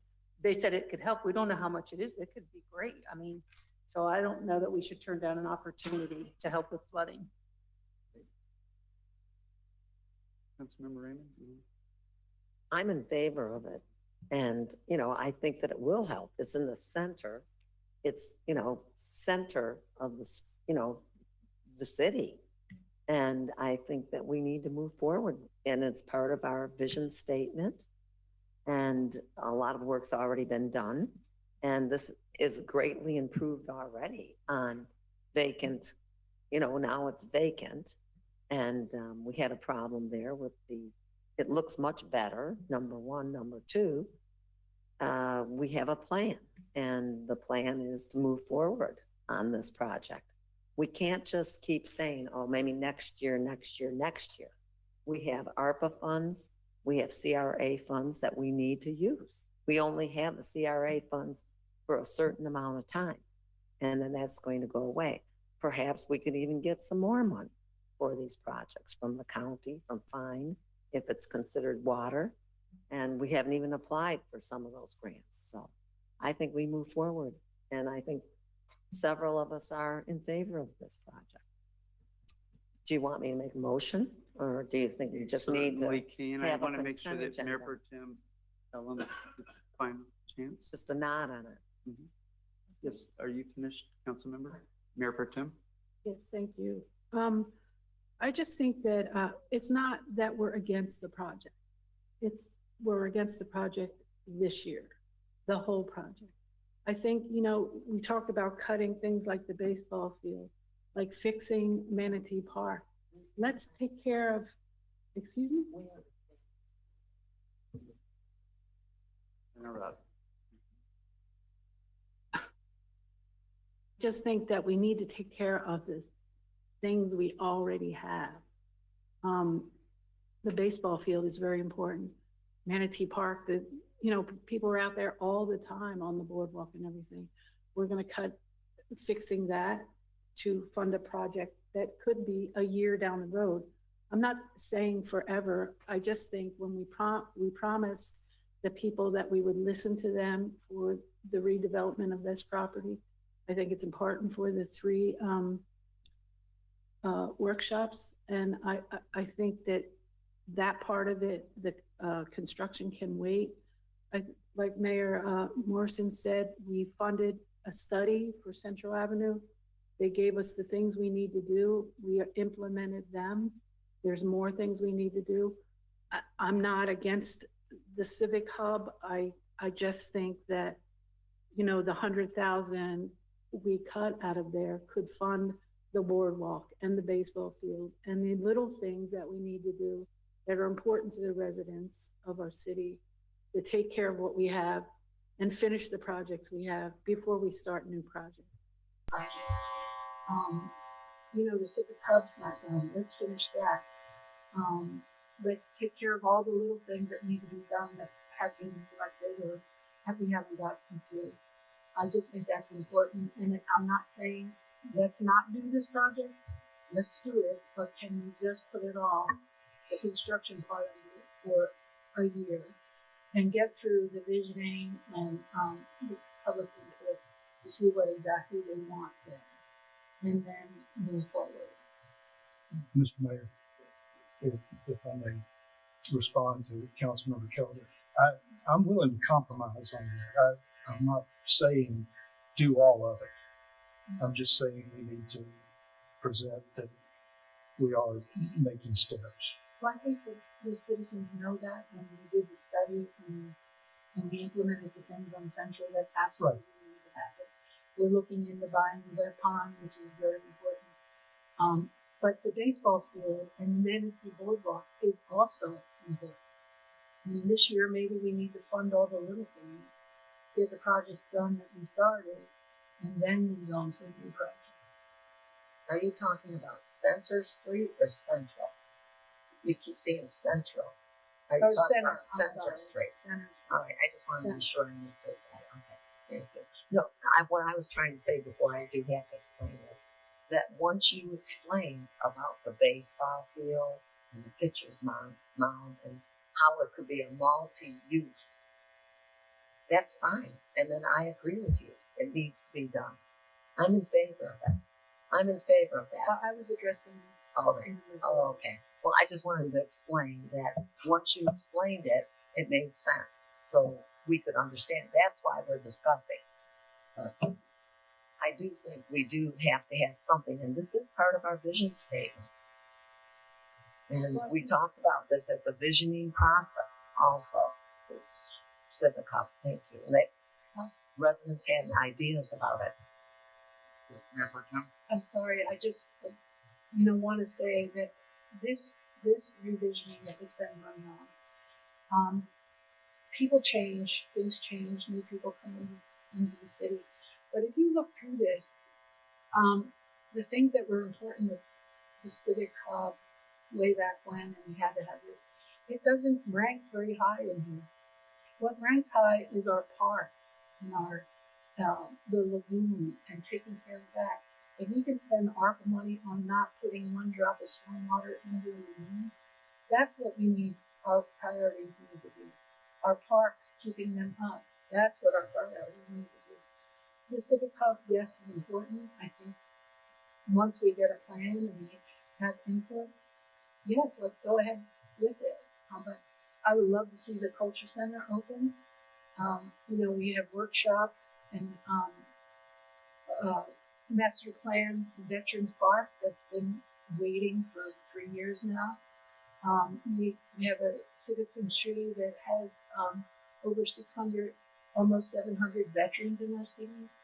I think we owe it to them to finish that. It's a low-key kind of park.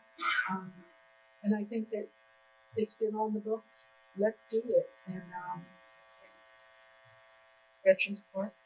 104.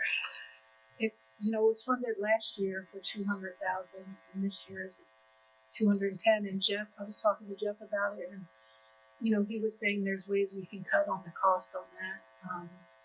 The walkways and stuff could be made different and save a little money. We talked about making the playground smaller to save money there. But I think we owe it to the people of the city and the veterans in our city to get this done. And if the promenade or Civic Hub has to wait while we do all the things we want to do and get the public involved, I don't think that's a bad thing. And as far as the estuary park, I just, I went down there and talked to the people, talked to Joe. He lives there right next to the park. they don't want it. I don't know, again, if it ties into the aquarium, that's way down the road. So maybe we could, again, 183,000 that we would save there could do a lot of solar lights, could fix the small stuff that we need done. I just think it's time to take a breath, step back a minute, and take care of what we have. Mayor, Yes, city manager. John's been wanting to say something. Is it okay? Yes. Yes, Mayor. And just to help to get your attention right where the changing or the reducing of the millage is going to be direct and whatever.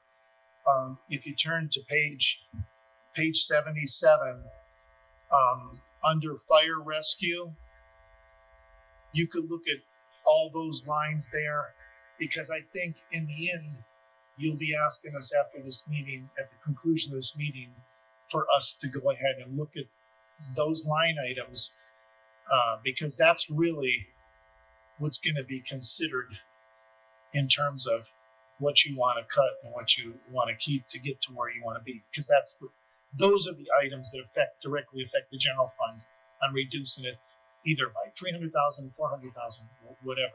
So I'm just directing you there, because see, that's the first thing that Jenny and I will have to look at tomorrow when we start getting with staff and whatever. I agree. This is a helpful way to look at it. Yeah, if you just go over there and then you could give us some direction there. That's all. Okay, thank you. So those of you might be listening, referencing page 77, which is a summary of general fund projects that would directly allow that reduction of expenses and then give the opportunity to lower ad valorem taxes. Really grouped into fire, building, infrastructure maintenance, parks and rec, community affairs, and non-departmental. The estuary park property and the Banana River master plan. Well, Banana River, we're just focused on fiscal year 2022, so that would not impact next year's budget. But estuary park is at 458,000. However, I think it's 138,000. Right, because less the grant for 325 and the revenues. Yep. Right. So I'm going to just say that. Got it. Okay. Yes. Something about that. Councilmember Raymond was saying that there's toxic dumping back there. When was it removed? Is it still there? Once we get into it, we just back on the price. I thought it was removed. I don't know. I believe it was removed when they did the pepper tree removal, that they removed all that. They had concrete. If you'd like, Jeff Ratliff can respond to that. Yeah, I just want to make sure we're staying on. Are you? I'm just saying that you're saying if 183 instead of 58, but once we get in there, we don't even know what's under the ground. Is it going to? Well, that's a whole different problem. Yeah, that means they would need more than what they're asking for, and rightfully so. These things happen. Yes. Most of the debris we found there in this construction. So it's not really hard. I mean, sure, there could be some drugs buried in there, but we really couldn't find it. You got We did remove what we could. and you got a phase 1 environmental survey done on it too, right? Which would have discovered any toxic. Some areas on that property are hard to get to. Yep. Most of the debris was construction debris. And we removed as much as we could. But there's still some there. It's limited. I think we got most of it. I went and met with the property owners, and I think that they said there is some still there. There's still some, but, we didn't find any evidence of buried drums. Okay, thank you. You good?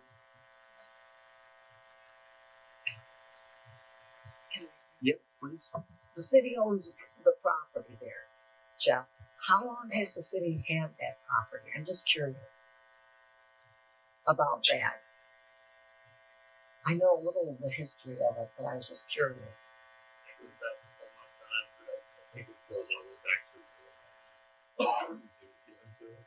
Who gave it to us? Yeah, Joe, did you Joe, give if it you to want us? to come, Did come you up give it to us? and help. Oh, good. Thank you. Not 100% sure which time.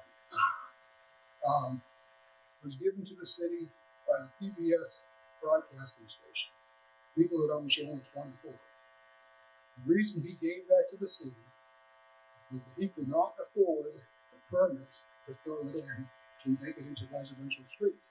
You go way back to the maps, it was residential streets.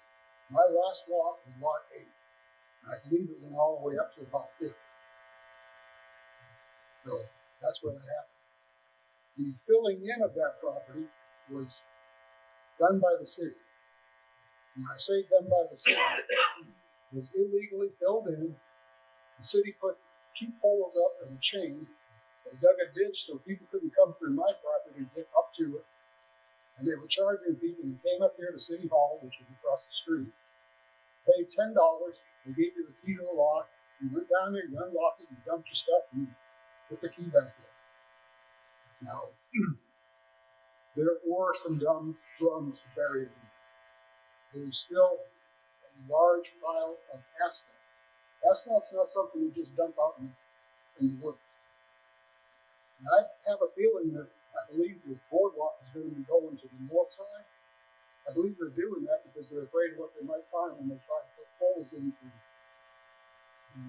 the boardwalk. Thank you very much, Joe. Appreciate your knowledge. And the Corps of Engineers is going to actually make the city dig all that out. I have a letter that I wrote, and then they did an after-the-fact permit for the city. Rocky Randall saw all this stuff because he came down and met. I've spent probably multiple hours with them. Those people are in pain on that street. They do not want this project right now. And a tax increase for the Long Point folks and this park moving forward, that's it. I don't know if we'll have friendly neighbors down there.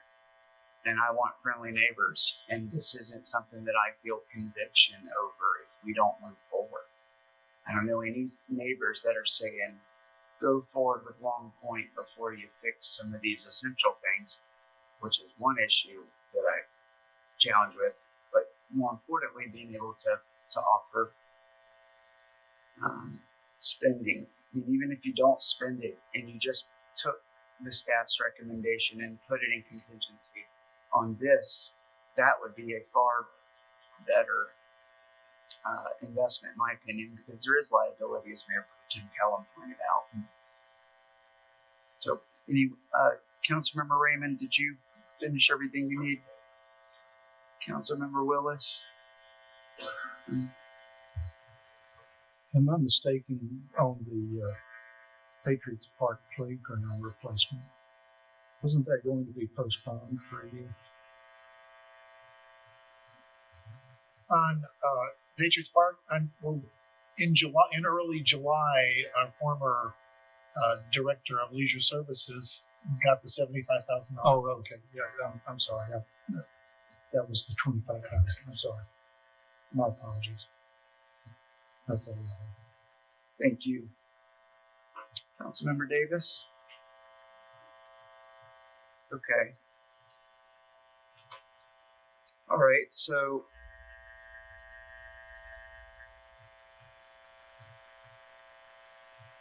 we need to at least pick a direction, up or down. And I'm hearing down, which is up in another way. It's not all down, but if we have to give a broad, we don't have to go in and pick these apart and vote on each one of them. But Estuary Park on page 77, do we have a willingness? Because this is 138,000. Sounds like I'm willing. Sounds like Councilmember Willis, you're willing.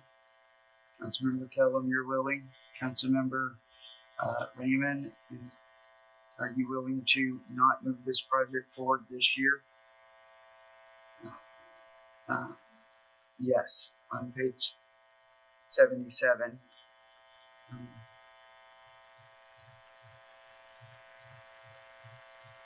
I'm not asking for a vote, and you don't even. I'm asking. I don't want to give staff direction that we don't have at least consensus. So I could just take up consensus by saying all in favor of eliminating this from the 2022-23 budget and moving it forward. Would that be helpful to just clarify? Mayor, if you could clarify, removing it or moving it to future? Moving it to the future is removing it from this year and moving it to the future. Pushing it out 1 year. Yes. Thank you. And we don't have to vote or anything, but the other projects that Councilmember Willis pointed out, I support those too. It was Councilmember Kellum. Was there any in there that you had an issue with?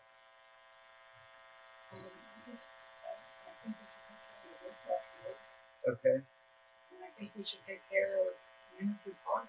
That park is used a lot. And, the repairs, part of maintenance of the park, I think we should definitely take care of that. Okay. Got it. We talked about on page 77, these are Yeah. across the paving fund, the mobility fund. I mean, I asked this question, the $75,000 has been in years past budgets. And,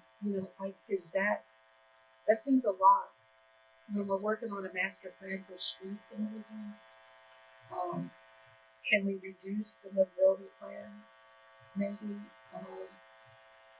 in the paving fund, we have 80,000 for non-presidential streets. This, 25,000, where would that be used? If we're waiting to pay for the presidential plan, is that something we could, I don't know, I'm asking. We can cut whatever we want. It might have negative consequences that staff can help with and certainly might impact the community. If your question is, where's the paving fund going? Yeah, we've been putting 75,000 in the mobility plan every year for the last 4 budgets that I've looked at.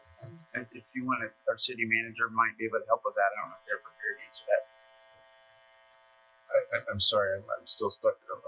Was there consensus to push out the Estuary Park project? I knew you asked the question of the council on. I was going to try to take up consensus. Yes, I was going to move forward that, but then I just went to the remaining balance of Councilmember Willis's projects, and I was going to do them all at once.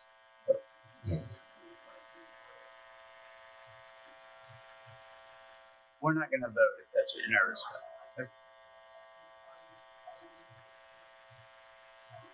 Sure, let me just make sure that Todd's finished. Are you? Yeah, I just want to know if that's what you wanted to do. Yes, I'm trying to bundle them so we don't line item.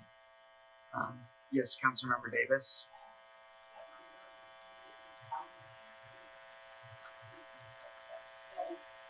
In the water there, I don't know if it's environmentally an issue or whatever. So if we move forward with this and went to the dock and everything else, is it the intention to move whatever they find out, or what is the plan for anything that's up there? Yeah. And is that part of this cost? It's not, but if we run into stuff, it's kind of in the way of the whole law, sure we can. Okay, but that could be additional cost. Yeah. Okay. And the boardwalk being placed on the north side of the property, because there's a long linear feature there that's considered an upland. It's not wetlands. So if we keep the boardwalk in that uplands area, it reduces the amount of wetland we destroy. That's why the location.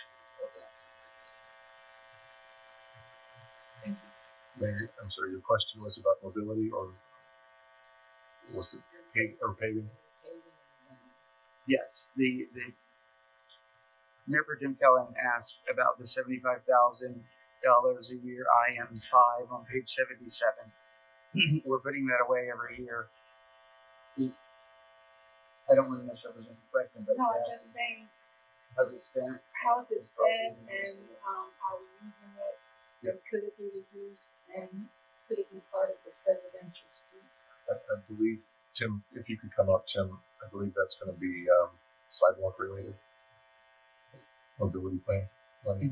So there was, I believe, 75,000 that was put away in one of them and 25,000 on another. Normally those funds go to projects that we find, pothole repairs, roadway replacement. I know that we were kind of accumulating it over the years. Take for instance, Lindsay Court, Harbor Heights at the end of the parking lot was, and International Drive. I took a lump sum of those in the past and did all those in a huge piggyback project off the county that cost $179,000. Those are the kind of projects we do with those. Any roadway repairs that aren't on the presidential streets, that's what we save that for. The 25,000 normally is done for sidewalk repair, different things like grinding the sidewalks down. When we find uneven sidewalks or root bound sidewalks, we'll remove that section and use that for that. So that's nothing that, I mean, that's something that can't be reviewed because we're working on the master plan and using the other sidewalks that aren't completed. There's 80,000 put away for that. Is that something that we could redo for this year? Yeah, I would say that that's completely up to council because as Tim explained, it seems like it's based on need. So this requirement was done to do this sidewalk, it was uneven, it had to be replaced or whatever. So in that situation, council could say, well, going into this next year, instead of 100,000, we'll cut that down to 50,000. And we don't know exactly, we can't predict what sidewalks go bad or whatever outside the presidential street thing. So if that's a place where council wants to cut, then they could cut that. But I mean, Tim and his staff and other public works staff would know better that around the city what the status is on street A or street B if something needs to be fixed. But in answer to your question, yes. If you chose to cut that in half, that would be your product.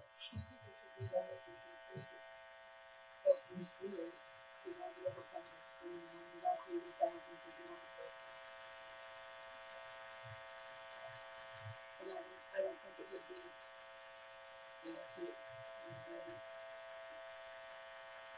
Okay, so you're recommending a $50,000 reduction to take it down the. So the paving, or I'm sorry, the mobility plan is currently at 75,000.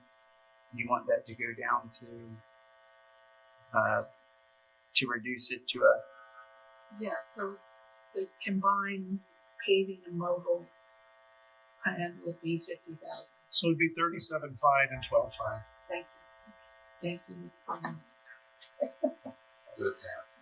Mobility plan $37,500, paving fund $12,500. Yes. Yeah, I mean, these projects are important, but if it's just a revolving fund and they're not being used, well, of course they're being used. I think every year another project might go overrun, and maybe they only spent 40,000 that year in the mobility plan, and it gets transferred over to pay for another overrun and the whole budget balances. But I don't.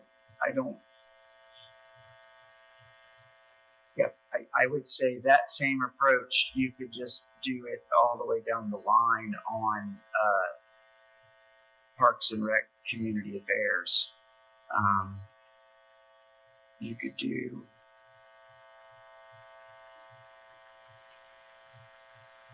that was some of the vehicle replacements. I think. Well, again, with the 36,000 for vehicle replacement, is that I know we have a plan to have all electric vehicles by 2025, I think, or 35. Is that something that needs to be done this year? Can we push that out a year? We can. I think the question is what would staff use as a vehicle, and is that a suitable asset? Well, I mean, And this is why it's. We do have a vehicle. That's a question for city. The question is, what would we do if we didn't purchase a vehicle for Parks and Recreation Community Affairs Department? Right. This year, if we just, I mean, is it inoperable, this vehicle, or is it? Is Molly on the line there? Daniel?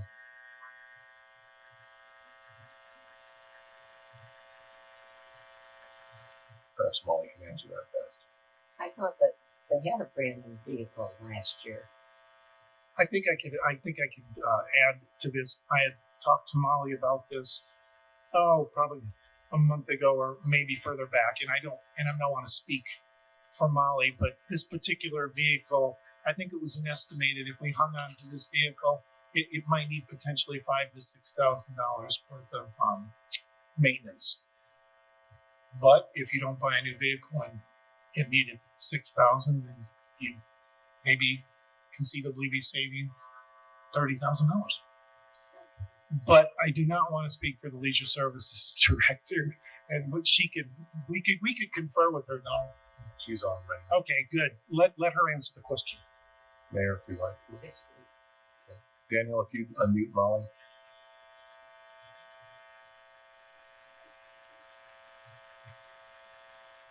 Hey Molly, can you hear us? So we're not hearing Molly. Okay. Well, if she happens to message you, please try to get the message up to Todd, and we'll make time for her to speak. But yeah, I mean, to go in, if 500,000 is too much, then whatever the best number that we can get to. I think Councilmember Willis has been clear of what his number is as of today, and I would say, if willing, staff to go back and to make a reduction in projects as a percentage, so you don't eliminate them, to identify which ones would be possible to reduce, opposed to, you don't want to reduce that, you can't reduce that. That's the fix. But this one we could actually downsize. It's very difficult for us to know how, where these are in the process. But just like we did for the promenade, the engineering and design was scheduled to happen, or community outreach, sorry. The design and community outreach. We said we want to just do the community outreach as an idea. Those are the types of things that we could spend all night going through and doing. And if the council is willing to hear what staff could come back with, as close to 500,000 as they can,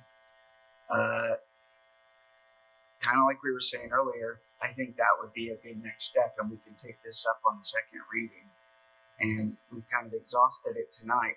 It is difficult. I see some of these projects, and because I don't know how much further we're going to get tonight. I think we've all spoke our piece, and we've reached this point of we don't know enough about each individual project. So if you want to take this to the next meeting, we can.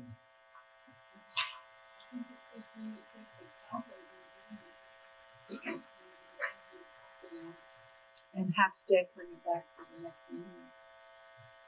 Well, I'm game. Yeah, so we would need to identify any projects just to give them a framework. Yes, Councilmember Raymond? But what about the ordinance number 19-2022? Yeah. Yes, so that ordinance is to adopt the funds, all those funds. And I'm saying we vote to adopt it as written. It's just like the millage. You adopt it as written. Right. Or we like the millage, you said, well, we'll adopt it as written. But hey, next time, when we get in here on this next one, maybe we can do something, maybe we can't, right? But you didn't want to put yourself in a position where you couldn't go up. I think here you actually could go up again, because the budget's not bound by the laws, but. So you're right, Mr. Mayor. So the most prudent thing to do is would be to vote the budget as it is. Staff goes back, we give you 2 points. It seems everything I've gathered is the midway point on what you would cut, and then to bring it down and at least try to identify $411,000 or $420,000 to get down the rollback, and we bring that back to council, and I think that gives council a good measuring block to say, we want to go this way, that way, cut this, cut that, and we provide that for you. I think that gives you, so it only about staff looks at 2 points, the midway point and the rollback, and I think that accomplishes everything what you want, and that we will have that ready for you. And you also take another pass-through operational? We'll look As through on the operational, input, yeah. yes. We'll make another pass-through everything. Yeah, because when you're like, strike, it doesn't have to be like that, you know, some of these budgets. But thank y'all. I think that I am. All right, I'll move that we adopt ordinance number 19-2022. I'll second. All right, got a motion by Councilmember Raymond, a second by Councilmember Willis to adopt ordinance number 19-2022. Any more discussion, debate, questions? Okay, City Clerk. Councilmember Davis, Mayor Pro Tem Kellum, Again. Mayor Morrison, Against? Councilmember Raymond, For. Councilmember Willis. For. All right, the motion passes 3-2. And with that, we are reaching the wonderful world of adjournment if we're ready to go. Good? All right, meeting adjourned.